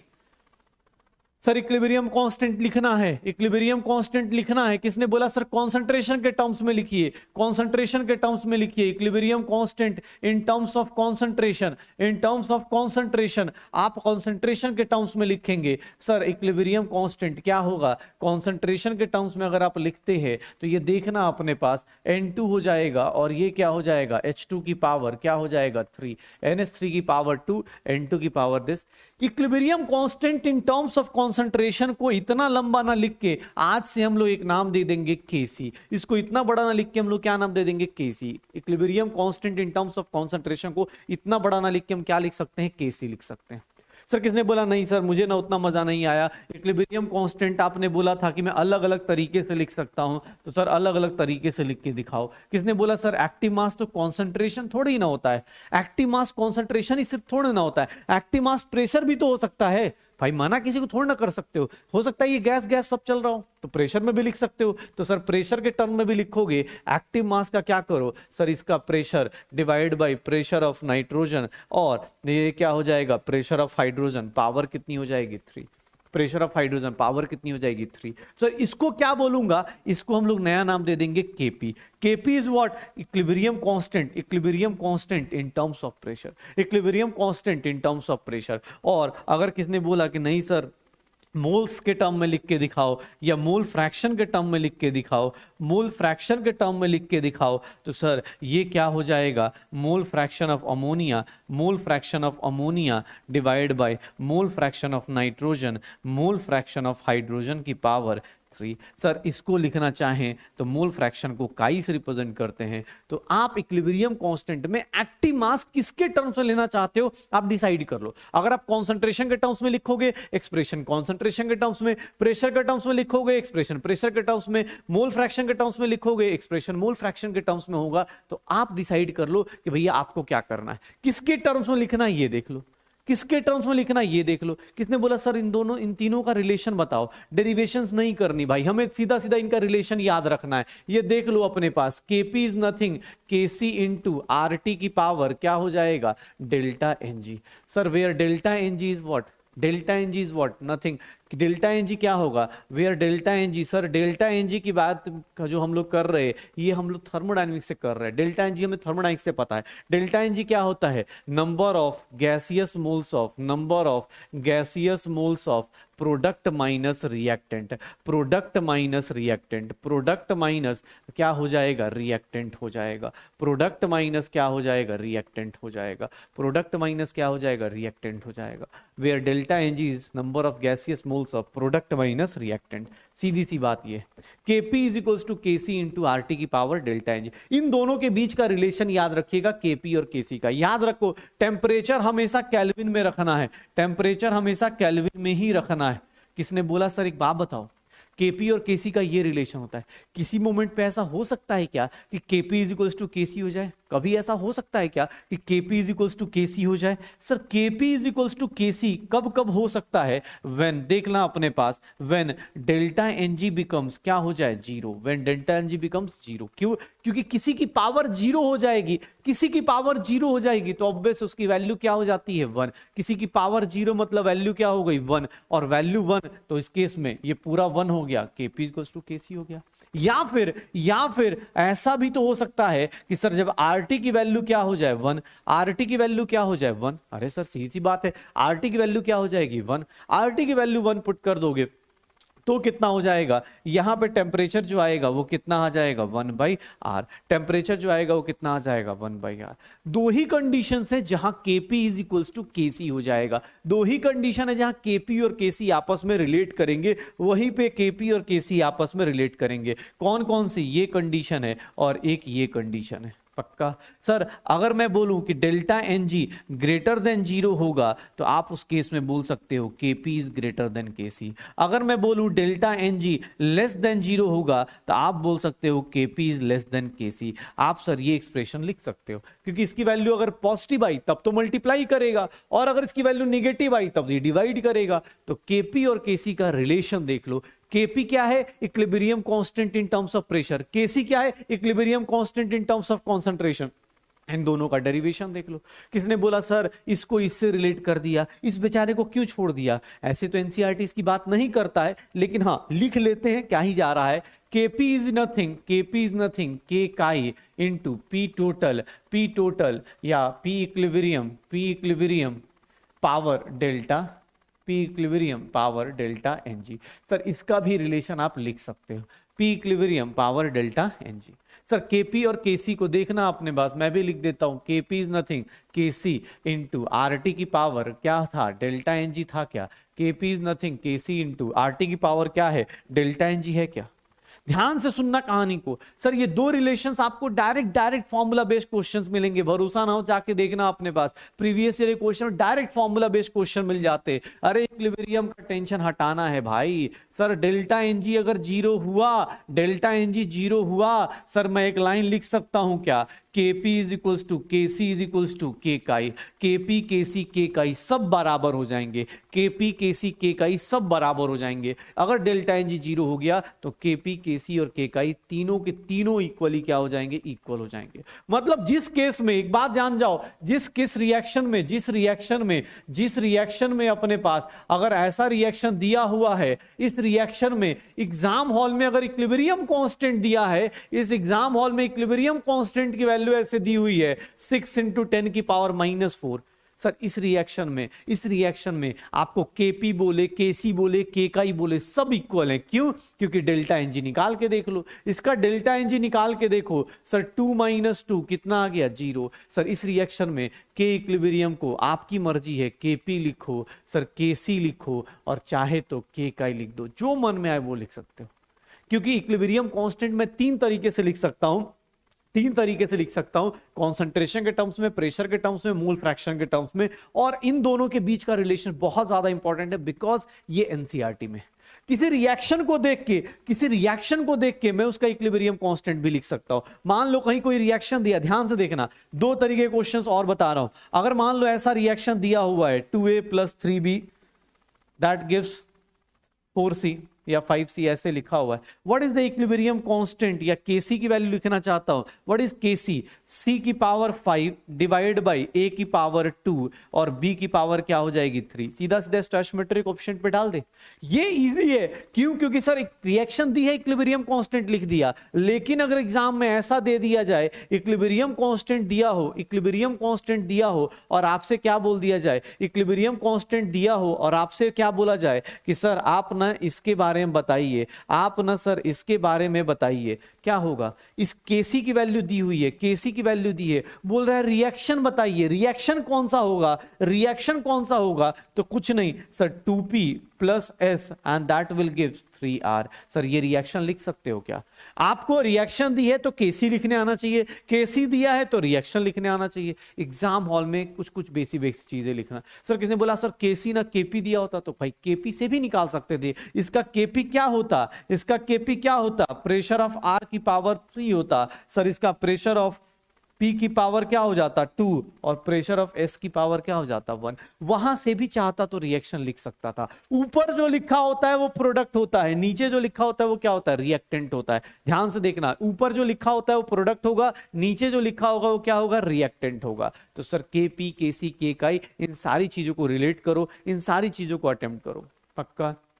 क्लियर है? तो अब देखो, जैसे क्वेश्चन देखना, ये क्वेश्चन कैसे होगा, देखो बताओ जल्दी जल्दी, इस क्वेश्चन का आंसर क्या आएगा, कौन सा करेक्ट ऑप्शन है? पढ़ना और क्वेश्चन अटेम्प्ट करने में बहुत फर्क है। जो लोग क्वेश्चन अटेम्प्ट नहीं करते उनको पता चलेगा सर आंसर क्या आ जाएगा, ये आएगा। इक्विलिब्रियम कांस्टेंट कैसे निकालते हैं, ये ऐसे निकालते हैं। इक्विलिब्रियम कांस्टेंट कैसे निकालते हैं, ऐसे निकालते हैं। एक एनसीईआरटी का एग्जांपल है, ये देख लीजिए। ये एग्जांपल बताइए, जल्दी से जल्दी बताइए, क्वेश्चंस बताइए सर। केसी का क्या होगा, एक्सप्रेशन क्या होगा, केसी का एक्सप्रेशन क्या हो रहा होगा। इस केस में देखोगे, एग्जाम हॉल में देख लो कैसे बचना है, किस तरह से बचना है, किस तरह से बचना है, कैसे बचना है, और कैसे किस तरह से अपने को बचाना है। कौन सा एक्सप्रेशन हो जाएगा, बी एक्सप्रेशन हो जाएगा, बी एक्सप्रेशन हो जाएगा। देख लो किस तरह से कर रहे हैं। तो सर NH3 अपने पास, नीचे रिएक्टेंट, रिएक्टेंट ऊपर क्या होगा, प्रोडक्ट। सर वीडियो पॉज कर करके आप क्वेश्चन अटेम्प्ट कर लो। सर ये क्वेश्चन, ये एनसीईआरटी का दिया हुआ क्वेश्चन है, ये भी एनसीईआरटी का क्वेश्चन दिया हुआ है। सर इस रिएक्शन को वीडियो पॉज करो, अटेम्प्ट करके देख लो क्या होगा इसका रिएक्शन। सर इस रिएक्शन में अपने पास क्या हो रहा होगा, 6H2O, 6H2O। इस रिएक्शन में क्या हो रहा होगा, 6H2O, 4NH3, ये क्या हो जाएगा 4NH3, और ये क्या हो जाएगा 5O2। यही रिएक्शन होगी शायद, यही रिएक्शन होगी शायद, यही रिएक्शन होगी हम लोगों की लाइफ में, पक्का हो जाएगा सर। तो इक्विलिब्रियम कांस्टेंट ऐसे फ्लक्चुएट करता है। इक्विलिब्रियम कांस्टेंट किसी रिएक्शन को देखो, चाहे केसी लिखना है, चाहे केपी लिखना है, चाहे केकाई लिखना है, तीनों में से लिखते रहो, तीनों का रिलेशन निकाल दो। अब आते हैं कि variation of K equilibrium, variation of equilibrium constant, variation of equilibrium constant, equilibrium constant ना sir, variation of equilibrium constant. Sir variation of equilibrium constant सबसे पहले सर टेम्परेचर के साथ, टेम्परेचर के साथ, टेम्परेचर के साथ वेरिएशन ऑफ इक्विलिब्रियम कांस्टेंट सिर्फ और सिर्फ टेम्परेचर से फ्लक्चुएट करता है। देखो कैसे कैसे फ्लक्चुएट करेगा टेम्परेचर पे, कैसे होगा। तो सर देख लो, आपको याद दिला देता हूं, आपने एक फॉर्मूला हम लोगों ने लिखा हुआ है, ln k equilibrium is nothing delta S0 by R minus delta H0 by RT। ये एक्सप्रेशन हमने लिखा था, जाके आप थर्मोडायनेमिक्स के नोट्स में देखो, आपको मिल जाएगा। इक्विलिब्रियम कांस्टेंट का ये रिलेशन, इक्विलिब्रियम कांस्टेंट का ये रिलेशन मैंने वहां भी बताया था। दोबारा इसमें हमने यहां पे बात करी थी K2 बाई K1, इसको बोलेंगे तो डेल्टा H0 बाई R, और ये हो जाएगा 1 by T1 minus 1 by T2। Sir अगर मैं बात करूं, आपको सीधा सीधा लिखूं, तो आपको अगर सॉल्व करना है क्वेश्चंस, तो आप सॉल्व करने के लिए, न्यूमेरिकल सॉल्व करने के लिए आप ये वाली चीजें यूज करते हो, आप ये वाली चीजें यूज करते हो, 1 by T1 minus 1 by T2। आप इस फॉर्मूले को यूज करते हो। न्यूमेरिकल सॉल्व करने के लिए ये फॉर्मूला यूज करो, सर नॉर्मली ग्राफ रफ बनाने के लिए ये फॉर्मूला यूज करो। और इक्विलिब्रियम कांस्टेंट जो होगा सर फॉर एंडोथर्मिक रिएक्शन, ध्यान से देखना, अगर एंडोथर्मिक रिएक्शन होगी, एंडोथर्मिक रिएक्शन होगा तो सर टेम्परेचर बढ़ाओगे, टेम्परेचर बढ़ाओगे, इक्विलिब्रियम कांस्टेंट क्या हो जाएगा, बढ़ जाएगा। टेम्परेचर कम करोगे, इक्विलिब्रियम कांस्टेंट क्या हो जाएगा, कम हो जाएगा। अगर एंडोथर्मिक में ये है, अगर एंडोथर्मिक में ये है, तो एक्सो में जस्ट इसका अपोजिट हो जाएगा, एक्सो में जस्ट इसका अपोजिट हो जाएगा। अगर आपको एंडो में ये है, तो sir for exothermic reaction, for exothermic reaction, अगर एक्सोथर्मिक रिएक्शंस की बात करूंगा, तो एक्सोथर्मिक रिएक्शन में टेम्परेचर बढ़ाओगे, टेम्परेचर बढ़ाओगे, इक्विलिब्रियम कांस्टेंट क्या हो जाएगा, कम हो जाएगा। टेम्परेचर कम करोगे, टेम्परेचर कम करोगे, इक्विलिब्रियम कांस्टेंट क्या हो जाएगा, ज्यादा हो जाएगा। तो सर ये देख लो, एक्सोथर्मिक रिएक्शन और एंडोथर्मिक रिएक्शन।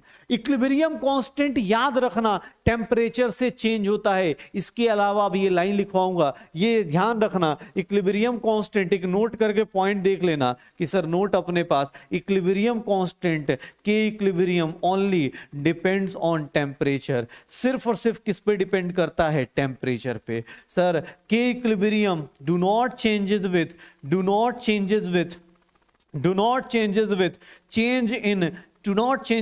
change in आप कॉन्सेंट्रेशन चेंज कर दीजिए, कोई दिक्कत नहीं, प्रेशर चेंज कर दीजिए, कोई दिक्कत नहीं, वॉल्यूम चेंज कर दीजिए तो भी कोई दिक्कत नहीं, उसको कोई मतलब ही नहीं है इक्विलिब्रियम कांस्टेंट को। नंबर ऑफ मोल्स चेंज कर दो, सर वो नंबर ऑफ मोल्स चेंज करने पे भी चेंज नहीं होगा, उसको सिर्फ एक ही बंदा चेंज कर सकता है और वो है टेम्परेचर। कैसे चेंज करेगा, ये टेम्परेचर के साथ इक्वेशन दी हुई है। कहां से आई ये सर आपको पता है, थर्मोडायनेमिक्स से हमने डिराइव किया था। ये आपको पता है कहां से डिराइव किया था, थर्मोडायनेमिक्स में गिब्स एनर्जी और इक्विलिब्रियम कांस्टेंट को रिलेट किया था। कॉपी पलट के देखो पीछे, वहां पे हमने ये फॉर्मूला डिराइव किया था, ग्राफ भी बनाने की कोशिश करी थी। पक्का। तो सर एंडोथर्मिक, एक्सोथर्मिक देख लो, इक्विलिब्रियम कांस्टेंट कैसे कैसे फ्लक्चुएट करेगा टेम्परेचर के साथ। दूसरा किसने बोला सर सिर्फ टेम्परेचर पे डिपेंड करेगा, और भी तो कोई तरीका होगा। यस, एक तो टेम्परेचर पे डिपेंड करेगा, दूसरा आप अगर मैथमेटिकली इसके साथ खेलने की कोशिश करोगे, अगर आप मैथमेटिकली इसके साथ खेलने की कोशिश करोगे तो भी चेंज होगा। ये देखना ध्यान से, अगर मैं देखूं कि सर रिएक्शंस के साथ मैथमेटिकल चीजें करोगे तो कैसे, रिवर्स कर दो रिएक्शन को। सर देखो अपने पास रिवर्सिंग द रिएक्शन, सर ये क्या करेंगे, मैथमेटिकल गेम खेलना शुरू कर रहे हैं, कुछ नहीं। ये देखना, मुझे बोला गया कि सर एक बात बताइए, रिएक्टेंट है, मान लो ये 2p बना रहा है, इसका इक्विलिब्रियम कांस्टेंट, फॉरवर्ड का इक्विलिब्रियम कांस्टेंट क्या होगा सर, p की पावर 2 डिवाइड बाई r, यही होगा शायद। आपने क्या किया, रिएक्शन को रिवर्स कर दिया। रिएक्शन जैसे ही रिवर्स करेंगे sir, equilibrium constant for reverse reaction, अगर इक्विलिब्रियम कांस्टेंट रिवर्स रिएक्शन का देखें या बैकवर्ड रिएक्शन का देखें तो होगा क्या सर, सिर्फ और सिर्फ रेशियो ही तो चेंज होगा। सर सिर्फ और सिर्फ रेशियो ही तो चेंज होगा। तो इक्विलिब्रियम कांस्टेंट देख लो अपने पास, इक्विलिब्रियम कांस्टेंट देख लो आर से, ये फॉरवर्ड रिएक्शन का इक्विलिब्रियम कांस्टेंट है और ये बैकवर्ड का है। अगर मैं देखो मल्टीप्लाई करके दिखाऊं तुम्हें तो forward into equilibrium constant backward, forward into backward, इन दोनों को मल्टीप्लाई करोगे सर क्या आ जाएगा, 1 आ जाएगा। क्या आ जाएगा, 1 आ जाएगा। क्या आ जाएगा, 1 आ जाएगा। और ये चीज दिमाग में बिठा लो कि सर फॉरवर्ड रिएक्शन है और बैकवर्ड रिएक्शन का इक्विलिब्रियम कांस्टेंट, दोनों का मल्टीप्लिकेशन क्या आता है, 1। मतलब सर कहीं क्वेश्चन ऐसा दिया हुआ है, अगर कहीं क्वेश्चन ऐसा दिया हुआ है कि सर रिएक्शन रिवर्स कर देंगे, मान लो इसका इक्विलिब्रियम कांस्टेंट अगर 70 दिया हुआ है, तो जैसे ही आपसे बोला गया कि सर इस रिएक्शन का इक्विलिब्रियम कांस्टेंट बताइए, इस रिएक्शन का इक्विलिब्रियम कांस्टेंट बताइए, पता है इस रिएक्शन का इक्विलिब्रियम कांस्टेंट क्या होगा, इस रिएक्शन का इक्विलिब्रियम कांस्टेंट 1/70। सर रिएक्शंस को रिवर्स करोगे क्या हो जाएगा सर, रेसिप्रोकल हो जाएगा। क्यों, क्योंकि बैकवर्ड और फॉरवर्ड रिएक्शन का इक्विलिब्रियम कांस्टेंट क्या हो जाता है, 1। मल्टीप्लिकेशन पे 1। सोचो ना, जितना ये बड़ा होगा उतना ही रिवर्स करते ही, रेसिप्रोकल करते ही वो उतना ही क्या हो जाएगा, छोटा हो जाएगा। वो उतना ही क्या हो जाएगा, छोटा हो जाएगा। इक्विलिब्रियम कांस्टेंट अगर यहाँ 70 है तो ये कितना हो जाएगा, 1/70 हो जाएगा। वो इतना ही क्या हो जाएगा, 1/70 हो जाएगा। पक्का इक्विलिब्रियम कांस्टेंट ऐसे ही फ्लक्चुएट करेगा। किसने बोला सर और कोई तरीका, यस और भी तरीके हैं। मल्टीप्लाई द रिएक्शन, अगर आप मल्टीप्लाई करते हैं, multiply and divide the reaction, मैं दोनों का एक साथ ही बता देता हूं। डिवाइड द रिएक्शन, मान लो मेरा रिएक्शन ये था, मेरा रिएक्शन ये था, आपने क्या बोला इसका इक्विलिब्रियम कांस्टेंट क्या होगा, P/R होगा। मैंने क्या किया, n से मल्टीप्लाई कर दिया। n से जैसे ही मल्टीप्लाई करूंगा इक्विलिब्रियम कांस्टेंट क्या हो जाएगा सर, P की पावर n हो जाएगा, R की पावर n हो जाएगा। के इक्विलिब्रियम डैश की बात करें तो सर ये क्या हो जाएगा सर, इसको सही से लिखूंगा तो क्या हो जाएगा, अगर इसकी बात करूं तो इसकी पावर कितनी हो जाएगी, n, और के इक्विलिब्रियम डैश इज नथिंग, यही होगा क्या। अगर आपने n से मल्टीप्लाई किया, अगर आपने रिएक्शन को मल्टीप्लाई किया n से, if reaction is multiplied by n, अगर रिएक्शन को आपने मल्टीप्लाइड बाई n कर दिया, अगर रिएक्शन को n से मल्टीप्लाई कर दिया तो इक्विलिब्रियम डैश क्या हो जाएगा, कुछ नहीं, उस पुराने इक्विलिब्रियम की पावर में चला जाएगा। मैथमेटिकली सर इक्विलिब्रियम कांस्टेंट अगर वेरिएशन चेक करोगे, वेरिएशन चेक करोगे तो सिर्फ और सिर्फ टेम्परेचर पे चेंज करता है, लेकिन रिएक्शंस के साथ गेम खेलोगे तो इक्विलिब्रियम कांस्टेंट मैथमेटिकल क्वांटिटी है, वो क्या करेगी, फ्लक्चुएट करेगी। किसने बोला कि सर अगर रिएक्शन को मैंने डिवाइड कर दिया तो, अगर रिएक्शन को n से डिवाइड कर दोगे, डिवाइडेड बाई n कर दोगे तो सर क्या होगा, रिएक्टेंट बाई n हो जाएगा, प्रोडक्ट बाई n हो जाएगा। के इक्विलिब्रियम, अगर मैं के इक्विलिब्रियम डबल डैश निकाल दूं तो प्रोडक्ट की पावर 1/n, रिएक्टेंट की पावर 1/n, और इसको देख लो प्रोडक्ट अपॉन रिएक्टेंट, इन सब की पावर 1/n करेंगे और इसी को हम लोग क्या लिखते हैं, के इक्विलिब्रियम 1/n, यही होगा शायद। के इक्विलिब्रियम 1/n। तो अगर आप रिएक्शन को मल्टीप्लाई या रिएक्शन को डिवाइड करते हो तो इक्विलिब्रियम कांस्टेंट भी डिवाइड कर पावर में जाएगा या उसकी पावर 1/n होगी। कैसे? अरे सर क्वेश्चन देखो, अगर मेरे पास वही क्वेश्चन आ गया जैसे अभी मैं थोड़ी देर पहले कर रहा था, यही क्वेश्चन फिर से आ गया 2NH3, इसका इक्विलिब्रियम कांस्टेंट क्या दिया है 70। सर अगर मैं ऐसे लिख दूं, अगर मैं इसको ऐसे लिख दूं, अगर इस रिएक्शन को मैं ऐसे लिख दूं, अगर मैं ऐसे लिख देता हूं, मुझे बताओगे इसका इक्विलिब्रियम कांस्टेंट क्या लग रहा है? सर अगर मैं इस रिएक्शन को N2/3 लिख दूं, H2 बाई, या ऐसे लिख देता हूं, ऐसे N2 1/3 लिख दूं, सर H2 लिख दूं, और इस रिएक्शन को 2/3 NH3 लिख दूं, मुझे बताओगे इसका इक्विलिब्रियम कांस्टेंट कैसा होगा? इन तीनों रिएक्शन का इक्विलिब्रियम कांस्टेंट सर इसका दिया है, इन दोनों का निकालना है। सोच लो, पहले आराम से वीडियो पॉज करके सोच लो क्या होगा। इस रिएक्शन में आपने 2 से मल्टीप्लाई किया है तो इसका क्या होगा 70 की पावर 2, 70 की पावर 2। सर इस रिएक्शन को आपने डिवाइड किया है तो सर 70 की पावर क्या हो जाएगा 1/3, 70 की पावर क्या हो जाएगा 1/3। तो ये ध्यान रखना, मल्टीप्लाई करोगे रिएक्शन को तो पावर डायरेक्टली ही चला जाएगा, और अगर डिवाइड करोगे तो पावर किस में जाएगा 1/n में जाएगा। पक्का? तो सर छोटे छोटे चीजें इक्विलिब्रियम कांस्टेंट पे आपको घुमाता रहेगा। दूसरा, इक्विलिब्रियम कांस्टेंट पे बात करेंगे तो सर ये देख लो अपने पास लास्ट में एक और चीज, आप इक्विलिब्रियम कांस्टेंट को और भी तरीके से चेंज कर सकते हो। अगर आप रिएक्शंस ऐड करते हो, एडिशन ऑफ रिएक्शंस में देख लो, जैसे आपने वहां किया था थर्मोकेमिस्ट्री में, ये देख लो अपने पास, अगर रिएक्टेंट प्रोडक्ट में, या मान लो एक्स में जा रहा है, एक्स अपने पास प्रोडक्ट में जा रहा है, इसका के इक्विलिब्रियम 1 ले लेता हूं, के इक्विलिब्रियम 1 क्या हो जाएगा x/r हो जाएगा। इसका के इक्विलिब्रियम 2 क्या हो जाएगा सर p/x हो जाएगा। मुझे किसी ने बोला कि सर इन दोनों रिएक्शंस को ऐड कर दो, तो सर मेरे पास कौन सी रिएक्शन आ जाएगी, ये रिएक्शन आ जाएगी, और इसका के इक्विलिब्रियम निकालने जाऊंगा तो ये मुझे क्या चाहिए p/r चाहिए। और p/r कैसे आएगा मैं तुम्हें लिख के देता हूं, रिएक्शंस ऐड करोगे, इक्विलिब्रियम कांस्टेंट डायरेक्ट क्या हो जाते हैं मल्टीप्लाई हो जाते हैं, डायरेक्ट क्या करेंगे मल्टीप्लाई कर देना। अगर रिएक्शंस ऐड करते हो तो इंथैल्पी जो होती है ऐड होती थी, याद करो थर्मोडायनेमिक्स थर्मोकेमिस्ट्री में रिएक्शंस ऐड करते थे तो इंथैल्पीज क्या होती थी ऐड होती थी, लेकिन अगर रिएक्शंस ऐड करोगे तो इक्विलिब्रियम कांस्टेंट क्या होते हैं मल्टीप्लाई होते हैं, इक्विलिब्रियम कांस्टेंट क्या होते हैं मल्टीप्लाई होते हैं। तो ये छोटी छोटी चीजें देख लेना अपने पास, equilibrium constant product upon reactant 1/2 कर सकते हैं। पक्का? तो एडिशन ऑफ रिएक्शंस ऐसे देखा जाता है, एडिशन ऑफ रिएक्शंस हम लोग ऐसे देख रहे होते हैं। श्योर हो? अब छोटी छोटी चीजें पकड़ करते रहिए, एडिशन ऑफ रिएक्शंस हो जाएगा। अच्छा सर एडिशन ऑफ रिएक्शंस हो जाएगा, ये भी अच्छी बात है।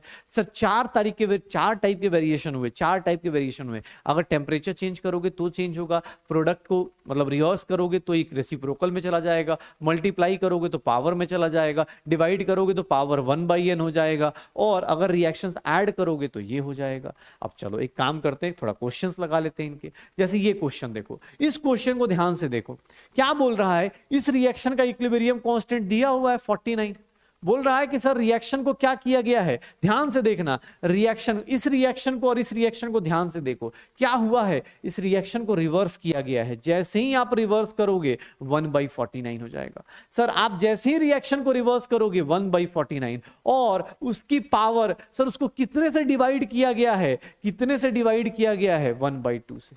क्यों सर 2 से डिवाइड किया गया है ना, देख लो 2 से डिवाइड कर दिया गया, 2 से डिवाइड किया गया तो इसका आंसर क्या आ जाएगा सर 1/7 आ जाएगा, and 1/7 is nothing 0.143। Equilibrium constant sir नई रिएक्शन का कितना हो जाएगा, ये हो जाएगा 0.143। सोचो ना, रिएक्शन दी है उसके ऊपर क्वेश्चंस करे जा रहे हैं। सर ये देखो, इस रिएक्शन का इक्विलिब्रियम कांस्टेंट क्या दिया गया है, Kp दिया गया है, बोल रहा है कि सर इस रिएक्शन का इक्विलिब्रियम कांस्टेंट बताओ। सोचो इन दोनों में रिलेशन क्या है, सर इसको इधर रिवर्स कर दो, इसको इधर रिवर्स कर दो, जैसे ही रिवर्स करोगे 1/Kp हो जाएगा, और जहां तक मुझे दिख रहा है इक्विलिब्रियम कांस्टेंट को 2 से मल्टीप्लाई किया गया है, तो सर इक्विलिब्रियम कांस्टेंट क्या हो जाएगा 1/Kp का स्क्वायर हो जाएगा, 1/Kp का स्क्वायर हो जाएगा। कौन सा आंसर आएगा, ये वाला। एग्जाम हॉल में सर क्वेश्चंस डिफिकल्ट नहीं होते, बस आप खुद से बना सकते हो। कैसे? जब आपको फॉर्मूलाज याद ना हो, कॉन्सेप्ट याद ना हो। बार बार रिवीजन इसीलिए बोला जाता है कि वो इंपॉर्टेंट है, क्योंकि वो चीजें आपको रिलेट कराई जाएंगी। यहां बोल रहा है केपी बाई केसी बताओ। अरे कोई दिक्कत नहीं भाई, केपी बाई केसी। पहले ये बताओ केपी और केसी किसके इक्वल होते थे? आरटी की पावर डेल्टा एनजी। पक्का? तुमने बोला सर केपी बाई केसी निकालो। अरे डरना किस बात का भाई, आरटी की पावर डेल्टा एनजी। इस रिएक्शन का डेल्टा एनजी कितना होगा? डेल्टा एनजी जहां तक मुझे दिख रहा है 1 मोल प्रोडक्ट में है, 2 मोल गैस के रिएक्टेंट में है, -1, and that will be equals to 1 by RT. Option निकालो भाई साहब, क्वेश्चंस करो जितना हो सकता है। ये क्वेश्चन देखो, ये जेई मेंस का क्वेश्चन दिया है जानबूझ के मैंने। इनके और इनके बीच का रिलेशन बताओ। इसका K1 इक्विलिब्रियम कांस्टेंट है, इसका K2 है। अरे क्या होगा भाई, क्या करना है? इस रिएक्शन को देखो और इस रिएक्शन को देखो, इन दोनों के बीच का डिफरेंस देखो क्या है। सर इसको ना उठा के इधर कर दीजिए, जैसे ही घुमाएंगे 1/K1 हो जाएगा। सिर्फ घुमाने से काम नहीं चल रहा है, इसको क्या करना पड़ रहा है? 3 से मल्टीप्लाई करना पड़ रहा है। तो इसका पावर कितना हो जाएगा? सर ये हो जाएगा। पक्का? और K2 इज नथिंग 1/K1 की पावर 3 हो जाएगी। इसी को देख लो, जो भी लिखा है कौन सा हो जाएगा यहाँ पे? K2 इज नथिंग K1 की पावर -3 हो जाएगा। ये मेरा आंसर हो जाएगा, क्योंकि K1 की पावर 3 ऊपर जाएगा तो ये क्या हो जाएगा? K1 की पावर -3 हो जाएगा। तो उठाए करते चले जाओ। पक्का? तो K2 और K1 का रिलेशन निकाल दीजिए। किसने बोला सर और क्वेश्चन? कर ले भाई, ये क्वेश्चन देख एनसीईआरटी में दिया हुआ है। बोल रहा है एनसीईआरटी क्वेश्चन, न्यूमेरिकल पूरा सॉल्व नहीं करना, बस ये देख लो क्या बोल रहा है। What is the KC for reverse reaction? अरे भैया केसी फॉर रिवर्स रिएक्शन लिखने की जरूरत भी है क्या? सीधा सीधा लिख सकते हैं क्या? केसी फॉर रिवर्स रिएक्शन क्या हो जाएगा? रिवर्स रिएक्शन का केसी अगर देखूंगा तो वो कितना हो जाएगा? 1/6.3 इंटू 10 की पावर 14। सर सॉल्व करेंगे, आंसर आ जाएगा। पक्का? अब जैसे ये क्वेश्चन दिया हुआ है, इक्विलिब्रियम कांस्टेंट निकालना है, केसी की वैल्यू निकालनी है। कैसे निकालोगे? केसी की वैल्यू निकालनी है। SO2 O2 और SO3 सब कुछ दिया हुआ है। SO2 O2 SO3 सबकी वैल्यू दी हुई है। कैसे निकालोगे? तो कुछ नहीं, इक्विलिब्रियम कांस्टेंट की वैल्यू क्या होगी? SO3 की पावर 2। सर ये एनसीईआरटी क्वेश्चन है, ध्यान से कर लीजिएगा। डायरेक्ट एग्जाम में न्यूमेरिकल्स मिल सकते हैं, डायरेक्ट एग्जाम में न्यूमेरिकल्स मिल सकते हैं। ये देख लो, SO3 का कितना है? 1.9 का स्क्वायर डिवाइड बाय ये कितना हो गया? 0.6 का स्क्वायर, और ये कितना हो गया? 0.82। सर वैल्यूज पुट करो, आंसर जो भी आए। आपको एग्जाम हॉल में ये सब निकालने आना चाहिए, आपको एग्जाम हॉल में ये सब चीजें करने आनी चाहिए कि सर कैसे कैसे मैं रिलेट कर दूंगा, किस किस तरह से मैं रिलेट करूंगा, ये देख लो। तो कोई भी न्यूमेरिकल आए, कहीं से भी आए, उठाए करते रहो। अरे वैल्यूज कैलकुलेट कर लोगे एग्जाम हॉल में, उतना गंदा न्यूमेरिकल नहीं देगा। एनसीईआरटी के न्यूमेरिकल्स में एक ही प्रॉब्लम है, वो ना न्यूमेरिकल्स बहुत, मतलब लैंग्वेज तो चलो ठीक है, वो वैल्यूज बहुत गलत गलत देते हैं। मतलब होता है ना, इतनी गंदी कैलकुलेशन दे देंगे तुम कर ही नहीं सकते हो। वही सेम चीज अब देखो ना, जैसे ये रिएक्शन दिया हुआ, ये क्वेश्चन भी एनसीईआरटी का क्वेश्चन है, देख लो अपने पास। आजकल एनसीईआरटी क्वेश्चन इसलिए इंपॉर्टेंट है बिकॉज एग्जाम हॉल में डायरेक्टली उठा के क्वेश्चन पूछे जाते हैं, डायरेक्ट क्वेश्चन उठा के पूछे जाते हैं। जैसे ये देखोगे, यहां पे क्या हो रहा है? N2 प्लस, ये कौन सी रिएक्शन की बात कर रहा है? N2 plus 3H2 that will give 2NH3। Sir यहां पे KC निकालना है, KC निकालना है। क्या हो जाएगा? NH3 की पावर 2, N2 की पावर 1 और H2 की पावर क्या हो जाएगी? 3। यही बात करेंगे। सर NH3 की पावर 2, NH3 कितना कॉन्सेंट्रेशन है? 1.2 इंटू 10 की power -2 divided by sir N2 की पावर, इसका होल स्क्वायर है। N2 की पावर कितना है? N2 की पावर कितनी है? 1.2 इंटू 10 की पावर -2, इसकी पावर 1, और इसकी कितनी हो जाएगी? 3 इंटू 1.5 है सर ना? हाँ 1.5 है, देखो ये, और ये कितना हो गया? 3 इंटू 10 की पावर -2 की पावर क्यूब। सर 1.2 का ये कितना हो जाएगा? अब कैलकुलेट करने में अलग कहानी है, कैलकुलेट करना चाहोगे तो आप अलग अलग तरीके से कैलकुलेट कर सकते हो। ये देख लो, 3 का 27 और 10 की पावर कितना हो जाएगा? -6। सॉल्व कर लो, जितना भी आए, मुझे उसकी वैल्यू से मतलब नहीं। आप ये देख लो कि आप सॉल्व कर पाओगे या नहीं, एग्जाम हॉल में आप ये सब सॉल्व कर पाओगे या नहीं। मुझे इससे इस वैल्यू से फर्क नहीं पड़ रहा सर, इस वैल्यू से फर्क नहीं पड़ रहा। आप ये देख लो कि ये कितना एग्जाम में आपसे सॉल्व हो पाएगा, आप ये वैल्यूज पुट करने में कंफर्टेबल हो या नहीं हो, वो एग्जाम हॉल में सॉल्व हो जाएगा। राउंड ऑफ मारेंगे, आंसर आ जाएगा।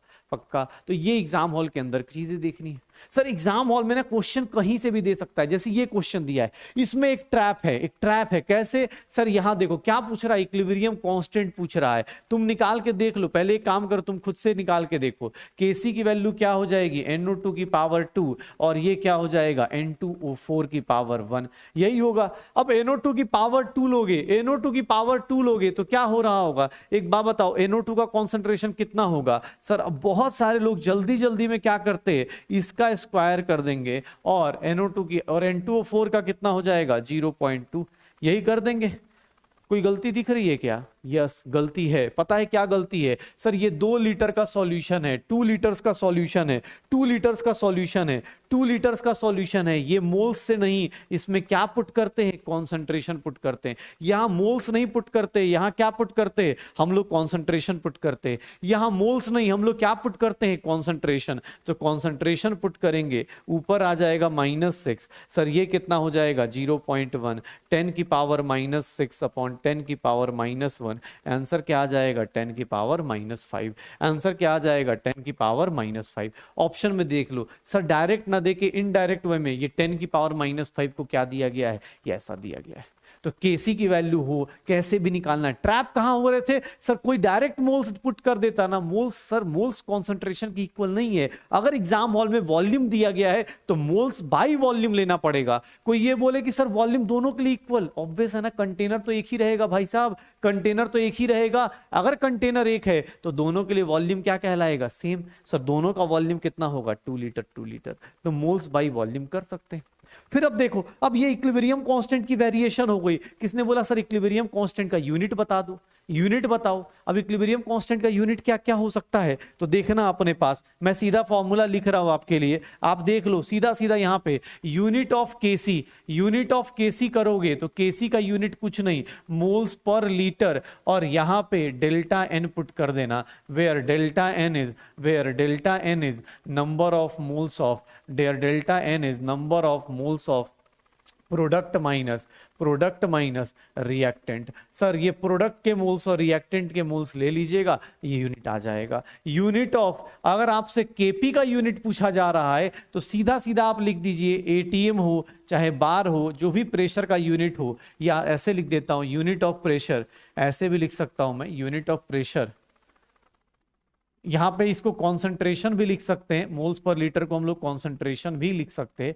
ये देखो यूनिट ऑफ प्रेशर, और इसकी वैल्यू क्या हो जाएगी, delta N G, where delta N G is, delta N G क्यों लगा रहा हूं, बिकॉज ये प्रेशर जो होता है वो सिर्फ और सिर्फ किसके लिए होता है, गैसियस मोल्स के लिए होता है, सिर्फ और सिर्फ किसके लिए होता है, गैसियस मोल्स के लिए होता है। इसीलिए प्रोडक्ट माइनस रिएक्टेंट के कौन से, सर सारे मोल्स मत ले लेना, सिर्फ और सिर्फ किसको लोगे सर, जो क्या होंगे, जो सिर्फ और सिर्फ किसके होंगे, जो सिर्फ और सिर्फ किसके होंगे अपने पास, सर गैसियस मोल्स होंगे। यूनिट ऑफ केसी ऐसे आता है, यूनिट ऑफ केपी ये आता है। और कोई अगर पूछ दे, अगर कोई पूछ दे यूनिट ऑफ के का ही, कोई पूछेगा यार सर मोल फ्रैक्शन वाला का यूनिट बताओ, तो वो क्या हो जाता है, यूनिटलेस हो जाता है, वो क्या हो जाएगा, यूनिटलेस हो जाएगा। तो सर केसी का यूनिट, केपी का यूनिट और के का यूनिटलेस रहता है। क्यों? क्योंकि मोल फ्रैक्शन यूनिटलेस है, क्योंकि मोल फ्रैक्शन यूनिटलेस है। अगर ऐसे as mole fraction is unitless, mole fraction क्या हो जाएगा, यूनिटलेस हो जाता है, मोल फ्रैक्शन इज यूनिटलेस। तो सर आप केसी और केपी के इन तीनों का यूनिट निकाल सकते हो, सीधा सीधा फॉर्मूला पुट करना है, यहां डेल्टा एन लेना है, यहां डेल्टा एन जी लेना है, यहां डेल्टा एन लेना है, यहां डेल्टा एन जी लेना है। ये देख लो जैसे इस रिएक्शन में दिया है, केपी का यूनिट पूछ रहा है, कुछ नहीं, यूनिट ऑफ केपी क्या हो जाएगा, प्रेशर का यूनिट क्या दिया है, यहां पे एटीएम दिया है क्या, ठीक है, एटीएम की पावर कितना पुट कर दो, डेल्टा एन जी, एटीएम की पावर डेल्टा एन जी कितना हो जाएगा सर, 2 - 4 -2 हो जाएगा। क्या आंसर आ जाएगा, सेकंड वन। सीधा सीधा एग्जाम में डायरेक्टली न्यूमेरिकल ऐसे आ रहे होंगे, डायरेक्ट क्वेश्चंस मिल जाएंगे। ये रिएक्शन दी हुई है, ये रिएक्शन दी हुई है, बोला जा रहा है कि इक्विलिब्रियम कांस्टेंट केसी का यूनिट बताओ, केसी का यूनिट क्या हो जाता है, यूनिट ऑफ केसी क्या हो जाता है सर, कॉन्सेंट्रेशन की यूनिट, कॉन्सेंट्रेशन यहां यूनिट नहीं दिया है तो आप क्या करोगे, कॉन्सेंट्रेशन को ही ले लोगे, और कॉन्सेंट्रेशन डेल्टा एन कितना है, टोटल मोल्स कितने हैं, प्रोडक्ट साइड टोटल मोल्स कितने हैं 10, और रिएक्टेंट साइड कितने हैं 9, तो 10 - 9 क्या हो जाएगा, कॉन्सेंट्रेशन का सर कितना हो जाएगा, कॉन्सेंट्रेशन का सर पावर क्या हो जाएगा 1, तो आंसर क्या आ जाएगा 1। सीधा सीधा कर सकते हो पक्का। होमोजेनियस गैस रिएक्शन ऐसे कर सकते हो। अब देख लो आपको एप्लीकेशन इक्विलिब्रियम कांस्टेंट क्या बताता है। इक्विलिब्रियम कांस्टेंट के बारे में बात करें तो इसका पहला एप्लीकेशन देखो क्या बताता है, predicting the direction of the reaction, मतलब डायरेक्शन ऑफ द रिएक्शन बताएगा। कैसे, एक बात बताओ, अगर मैं बोलता हूं इक्विलिब्रियम कांस्टेंट, अगर देख लो ध्यान से, इक्विलिब्रियम कांस्टेंट ग्रेटर देन 10 की पावर 3 है या 1000 से बड़ा है, इसका मतलब क्या है सर? इक्विलिब्रियम कांस्टेंट 1000 से बड़ा है, इसका मतलब क्या है? प्रोडक्ट अपॉन रिएक्टेंट की जो रेशियो है वो क्या है? प्रोडक्ट अपॉन रिएक्टेंट का रेशियो 1000 से ज्यादा है।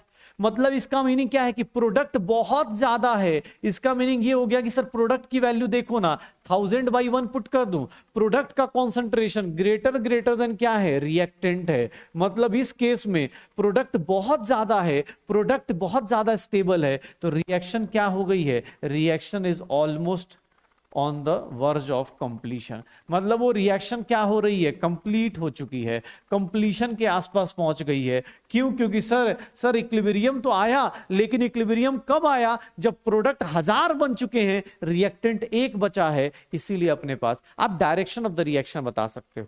सर अरे हो डायरेक्शन नहीं, चलो इसका मैंने डायरेक्शन ऑफ रिएक्शन में लिख दिया।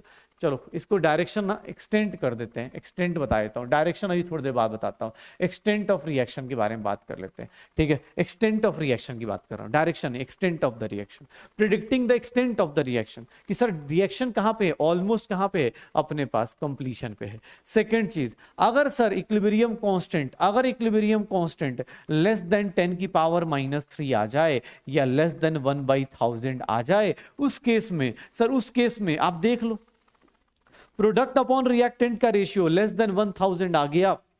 इस केस में क्या होगा? इस केस में क्या होगा सर? अब की बार प्रोडक्ट नहीं स्टेबल है।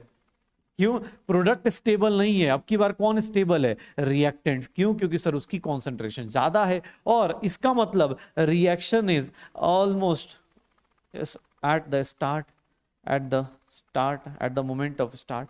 जस्ट अभी रिएक्शन स्टार्ट हुई है। क्यों? क्योंकि सर आपने ये देखो ना, अपने पास रिएक्टेंट कितना है? अभी आपके पास 1000, रिएक्टेंट कितना है? 1000, प्रोडक्ट कितना बना है? 1, और आपका इक्विलिब्रियम आ गया है। अगर आपका इक्विलिब्रियम आ गया है तो इस केस में प्रोडक्ट ज्यादा होगा, इस केस में रिएक्टेंट ज्यादा होगा। और लास्ट केस, अगर equilibrium constant, sir equilibrium constant 10 की पावर -3 से लेके 10 की पावर 3 तक है, इनके बीच में है, तो equilibrium mixture will have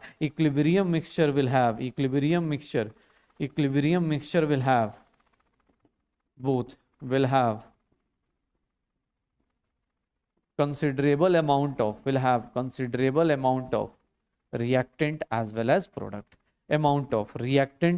as product, तो सर ये देख लो, reactant as well as product। आपको रिएक्शन में इक्विलिब्रियम कांस्टेंट की वैल्यू देख के बता सकते हो कौन सी चीज किधर जा रही है। इवन मैं इसका सेकंड एप्लीकेशन बता सकता हूं कि स्टेबिलिटी भी बता सकते हो। कैसे? एक बात बताओ, प्रोडक्ट का कितना वैल्यू बन रहा है? 1000, रिएक्टेंट कितना है? 1। सर इसका मतलब प्रोडक्ट ज्यादा स्टेबल हो गया। प्रोडक्ट ज्यादा बन रहा है मतलब प्रोडक्ट ज्यादा स्टेबल होगा।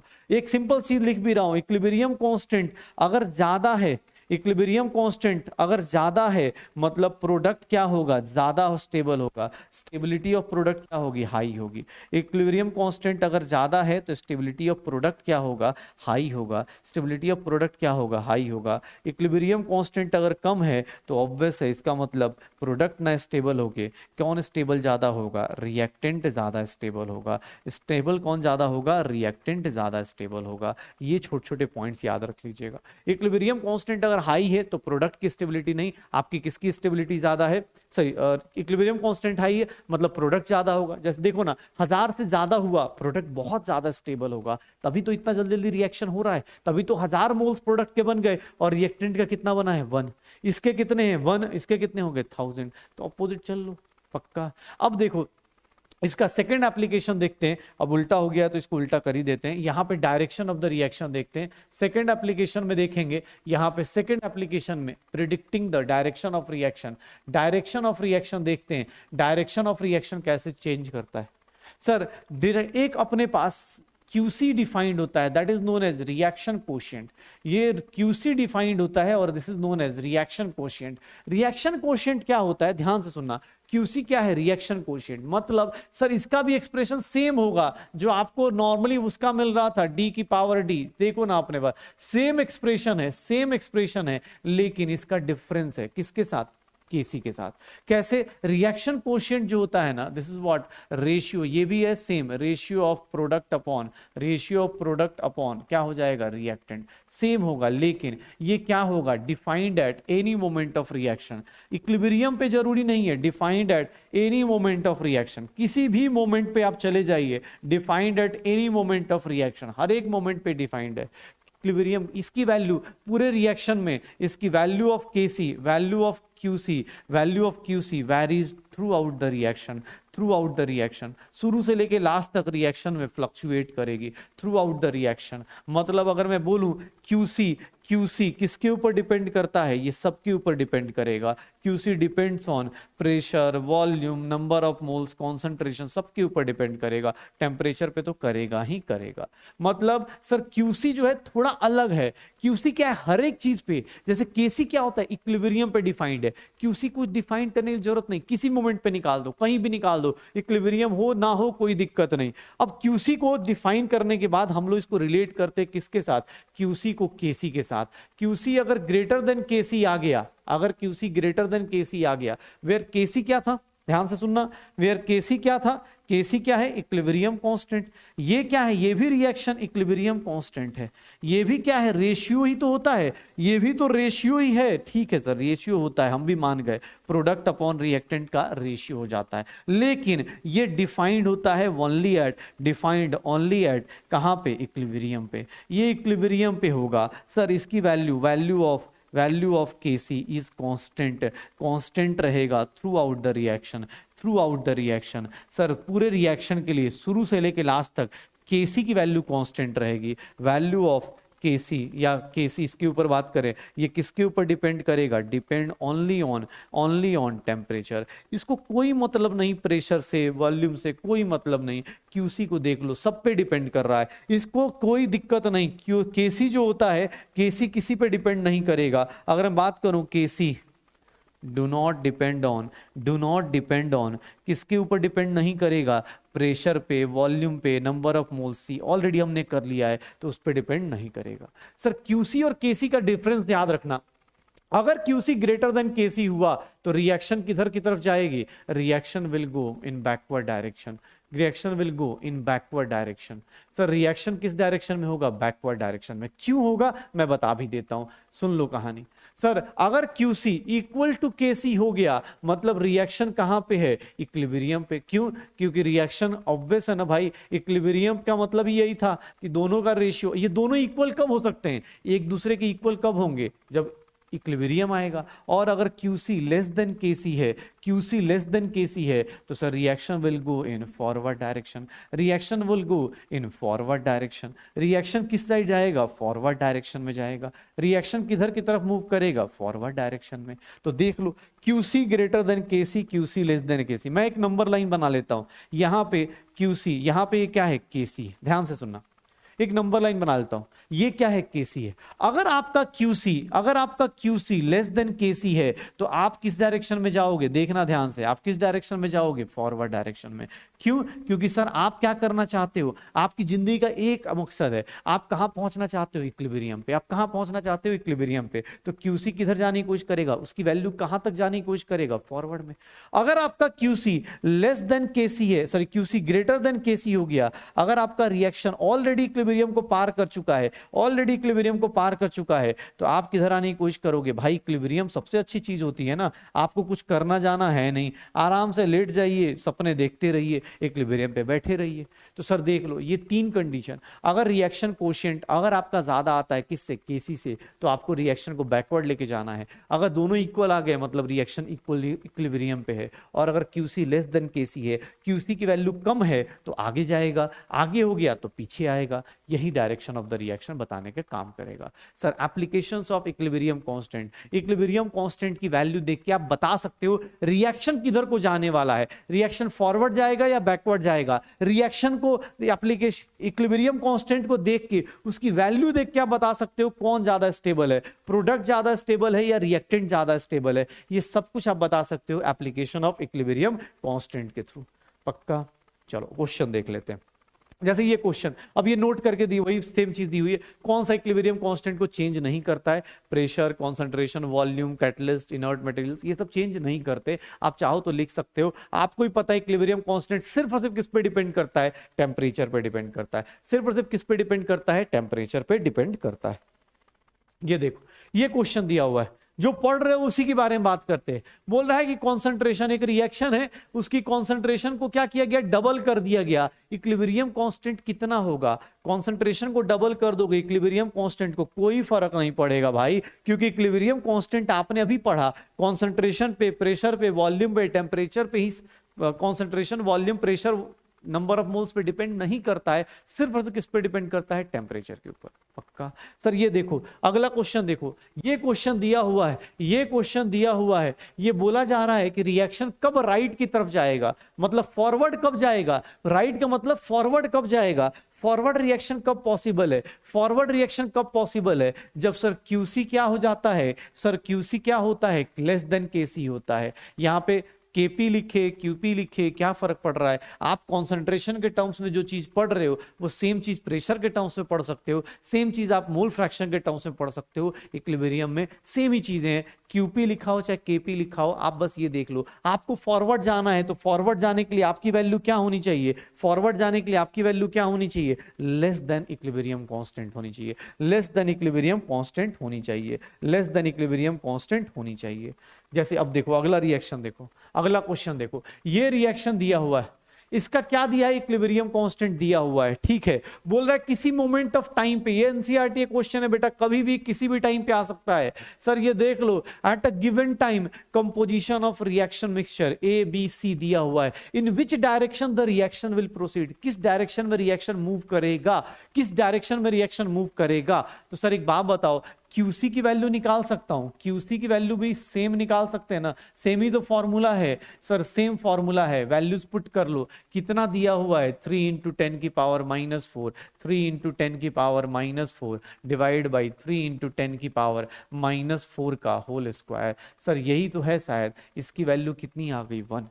सर 1 है, क्यूसी की वैल्यू 1 है, केसी की वैल्यू क्या है? 2 इंटू 10 की पावर -3। क्यूसी और केसी में क्यूसी क्या आ रहा है? ज्यादा आ रहा है केसी से, मतलब रिएक्शन किधर की तरफ जाएगा? रिएक्शन किधर की तरफ जाएगा? रिएक्शन किधर की तरफ जाएगा? बैकवर्ड डायरेक्शन में जाएगा। रिएक्शन किधर जाएगा? Backward direction. अब 1 और 1/2000 से बड़ा तो कौन सा होगा? 1 ही होगा। तो इस तरह से आंसर बोल सकते हो। आपको एग्जाम में ऐसे छोटे छोटे क्वेश्चंस दिए जा सकते हैं, ये देख लो अपने पास, ये सारे एनसीईआरटी क्वेश्चंस हैं। आपको डीपीपीआरस की बहुत ज्यादा इंपॉर्टेंट है, ट्राई कीजिएगा। सर सबकी कॉन्सेंट्रेशन दी हुई है, सबकी कॉन्सेंट्रेशन दी गई है। बोल रहा है कि क्या ये रिएक्शन इक्विलिब्रियम पे है क्या? इक्विलिब्रियम पे है क्या? मैं फटाफट क्या निकाल लूंगा इसका? क्यूसी निकालूंगा। क्यूसी क्या होगा? NH3 की पावर 2। सर ये N2 की पावर 1, N2 की पावर 1, H2 की पावर क्या हो जाएगी? 3। सर NH3 की पावर 2, NH3 की पावर 2 क्या हो जाएगा? NH3 कॉन्सेंट्रेशन कितनी है? 0.5 की पावर 2। सर इसकी कॉन्सेंट्रेशन कितनी है? 3। और इसकी कॉन्सेंट्रेशन कितनी है? 2 की power 3। Sir 0.25 upon 3 into 8। Sir solve करने की कोशिश करेंगे। 25 अपॉन 0.25 डिवाइड बाई 24, 0.01 के आसपास आ जाएगा, 0.01 के आसपास आ जाएगा, अप्रोक्सीमेटली 0.01 के आसपास आ जाएगा। कौन सी वैल्यू बड़ी है? क्यूसी क्या है? क्यूसी क्या है? लेस देन केसी है, मतलब रिएक्शन इक्विलिब्रियम पे नहीं है। और रिएक्शन किधर जाएगा? किधर की तरफ जाएगा? रिएक्शन किधर की तरफ जाएगा? फॉरवर्ड डायरेक्शन में जाएगा। रिएक्शन किधर को जाएगा, फॉरवर्ड डायरेक्शन में जाएगा। रिएक्शन किधर को जाएगा, फॉरवर्ड डायरेक्शन में जाएगा। किस रिएक्शन में किधर जाना है ये कैसे पता चलेगा, क्यूसी से। जैसे ये देखो फिर से एक क्वेश्चन दिया हुआ भाई, क्वेश्चंस खूब मिलेंगे आपको, देख लो ये देख लो अपने पास, फिर से इक्विलिब्रियम कांस्टेंट दिया हुआ है, फिर से इक्विलिब्रियम कांस्टेंट दिया बोला है केसी बताओ, क्यूसी निकाल के चेक कर लो। क्यूसी क्या हो जाएगा, SO2Cl2 divide by SO2Cl2। Sir QC की वैल्यू निकाल के चेक कर लो। सर ये सबकी वैल्यू 0.050 डिवाइड बाई 0.050। सर इसकी क्यूसी की वैल्यू क्या आ गई, 0.050। कौन सी वैल्यू बड़ी है, क्यूसी बड़ा है या केसी बड़ा है। सर ये वैल्यू कितनी है, 0.0032। सर यहाँ पे क्यूसी क्या होगा, ग्रेटर देन केसी होगा। रिएक्शन किस डायरेक्शन में जाएगा, रिएक्शन किस डायरेक्शन में जाएगा, बैकवर्ड डायरेक्शन में जाएगा। रिएक्शन किस डायरेक्शन में जाएगा, बैकवर्ड डायरेक्शन में जाएगा। पक्का, रिएक्शन किस डायरेक्शन में जाएगा, बैकवर्ड डायरेक्शन में जाएगा। तो इक्विलिब्रियम कांस्टेंट का एप्लीकेशन देख लो, इक्विलिब्रियम कांस्टेंट का एप्लीकेशन देख लो, बस यही करना है। सर अब ये चीज हमने थर्मोडायनेमिक्स में, बस ये लास्ट चीज करा रहा हूं, ये चीज हमने थर्मोडायनेमिक्स में पढ़ रखी है। कैसे, अरे सर क्या बात कर रहे हो, आप सबने एक चीज पढ़ी थी, आपने सबने एक चीज पढ़ी थी कि सर डेल्टा जी क्या होता है, delta G not plus RT ln QC होता है। एट इक्विलिब्रियम, इक्विलिब्रियम पे बात करेंगे तो इक्विलिब्रियम पे delta G becomes 0 and QC becomes equilibrium पे केसी। तो सर डेल्टा जी नॉट की वैल्यू हमने पुट करी थी -RT ln केसी पुट किया था, या फिर -RT सर -2.303 RT log केसी पुट किया था। सर ये फॉर्मूला अपनी लाइफ में सर डायरेक्ट क्वेश्चंस आएंगे इन फॉर्मूलाज पे बेस्ड, डायरेक्ट क्वेश्चंस थर्मोडायनेमिक्स में भी था, यहां भी था। इसी से मैंने इक्विलिब्रियम कांस्टेंट का रिलेशन में निकाला था, इसी से मैंने इक्विलिब्रियम कांस्टेंट का रिलेशन में निकाला था। अब जैसे क्वेश्चन देखोगे तो ये दिख जाएगा, क्वेश्चन देखोगे ये दिख जाएगा, बोल रहा है कि डेल्टा जी नॉट 0 कब होगा, डेल्टा जी नॉट 0 कब होगा, एक बात बताओ डेल्टा जी नॉट कब 0 होगा। डेल्टा जी नॉट की फॉर्मूला क्या होता है, -RT सॉरी -2.303 RT log केसी। ये 0 कब हो सकता है, सर 2.303 0 नहीं हो सकता, R 0 नहीं हो सकता, टेम्परेचर 0 नहीं हो सकता, ये 0 तभी हो सकता है, ये 0 तभी हो सकता है, डेल्टा जी नॉट 0 तभी हो सकता है व्हेन log केसी की वैल्यू, log केसी की वैल्यू क्या हो जाए, 0 हो जाए। एंड केसी की वैल्यू 0 कब होगी, log केसी की वैल्यू 0 कब होगी, जब केसी की वैल्यू किसके इक्वल हो जाए, 1 के इक्वल हो जाए। जब केसी की वैल्यू किसके इक्वल हो जाए, 1 के इक्वल हो जाए। केसी की वैल्यू किसके इक्वल हो जाए, 1 के इक्वल हो जाए। पक्का, और निकालते रहो। सर क्वेश्चंस बहुत छोटे छोटे और बहुत सुंदर सुंदर से क्वेश्चंस दिखेंगे। अगेन एनसीईआरटी क्वेश्चन क्या दिया है, इक्विलिब्रियम कांस्टेंट दिया है, बोल रहा है डेल्टा जी निकालो। अरे डेल्टा जी नॉट कैसे निकलेगा, डेल्टा जी नॉट कैसे निकलेगा, सीधा सीधा फॉर्मूला पुट करना है, सीधा सीधा फॉर्मूला पुट करना है। सर फॉर्मूले में वैल्यू पुट कीजिए, कैलकुलेशन, बिकॉज एनसीईआरटी का क्वेश्चन है तो थोड़ा कैलकुलेशन रुला सकता है, लेकिन अरे डरने की क्या बात है, एग्जाम हॉल का क्वेश्चन देखोगे। एक काम करना, आज प्रीवियस ईयर क्वेश्चन देखना, ये क्वेश्चन थर्मोडायनेमिक्स में भी दिखेगा, इक्विलिब्रियम कांस्टेंट में भी दिख जाएगा। जो भी आंसर आएगा यूनिट क्या हो जाएगा, जूल्स। क्यों, क्योंकि सर आपने यहां क्या पुट किया है, 8.314। पक्का, सर देख लो क्वेश्चंस, देख लो अपने पास। सर क्वेश्चंस अपने पास सारे के सारे। आज हम लोगों ने क्या किया है, केमिकल इक्विलिब्रियम, केमिकल इक्विलिब्रियम का सर स्टार्ट किया, फिजिकल इक्विलिब्रियम फिनिश किया, केमिकल इक्विलिब्रियम को आज हमने स्टार्ट किया है, और कल हम लोग इसके हाईएस्ट पॉइंट पे पहुंचेंगे जहां पे इक्विलिब्रियम पे कंसंट्रेशन कैसे निकालते हैं, ये सारी बातें करेंगे, और एक ली चैटलियर्स प्रिंसिपल पढ़ेंगे। तो कल की क्लास आज की क्लास से डबल ज्यादा इंपॉर्टेंट है, लेकिन कल की क्लास उन्हीं को समझ में आएगी जो आज की क्लास को अच्छे से पढ़ के आएंगे, आज की क्लास को अच्छे से पढ़ के आएंगे। फिर से अगेन कुछ लोगों को मॉड्यूल है, कुछ लोगों के पास मॉड्यूल नहीं है, इसके कारण भी दिक्कत आ रही है। मैं डीपीपी में ट्राई करूंगा, मॉड्यूल जिन लोगों के पास है आप ट्राई करना, कल चैप्टर खत्म हो जाएगा तो एक साथ मॉड्यूल के क्वेश्चंस कल खत्म कर लेना, आज डीपीपी के क्वेश्चंस अटेम्प्ट करना। आज के डीपीपी मैंने बोला है मैं थर्मोडायनेमिक्स का डीपीपी दे दूंगा, थर्मोकेमिस्ट्री का डीपीपी आज मिल जाएगा।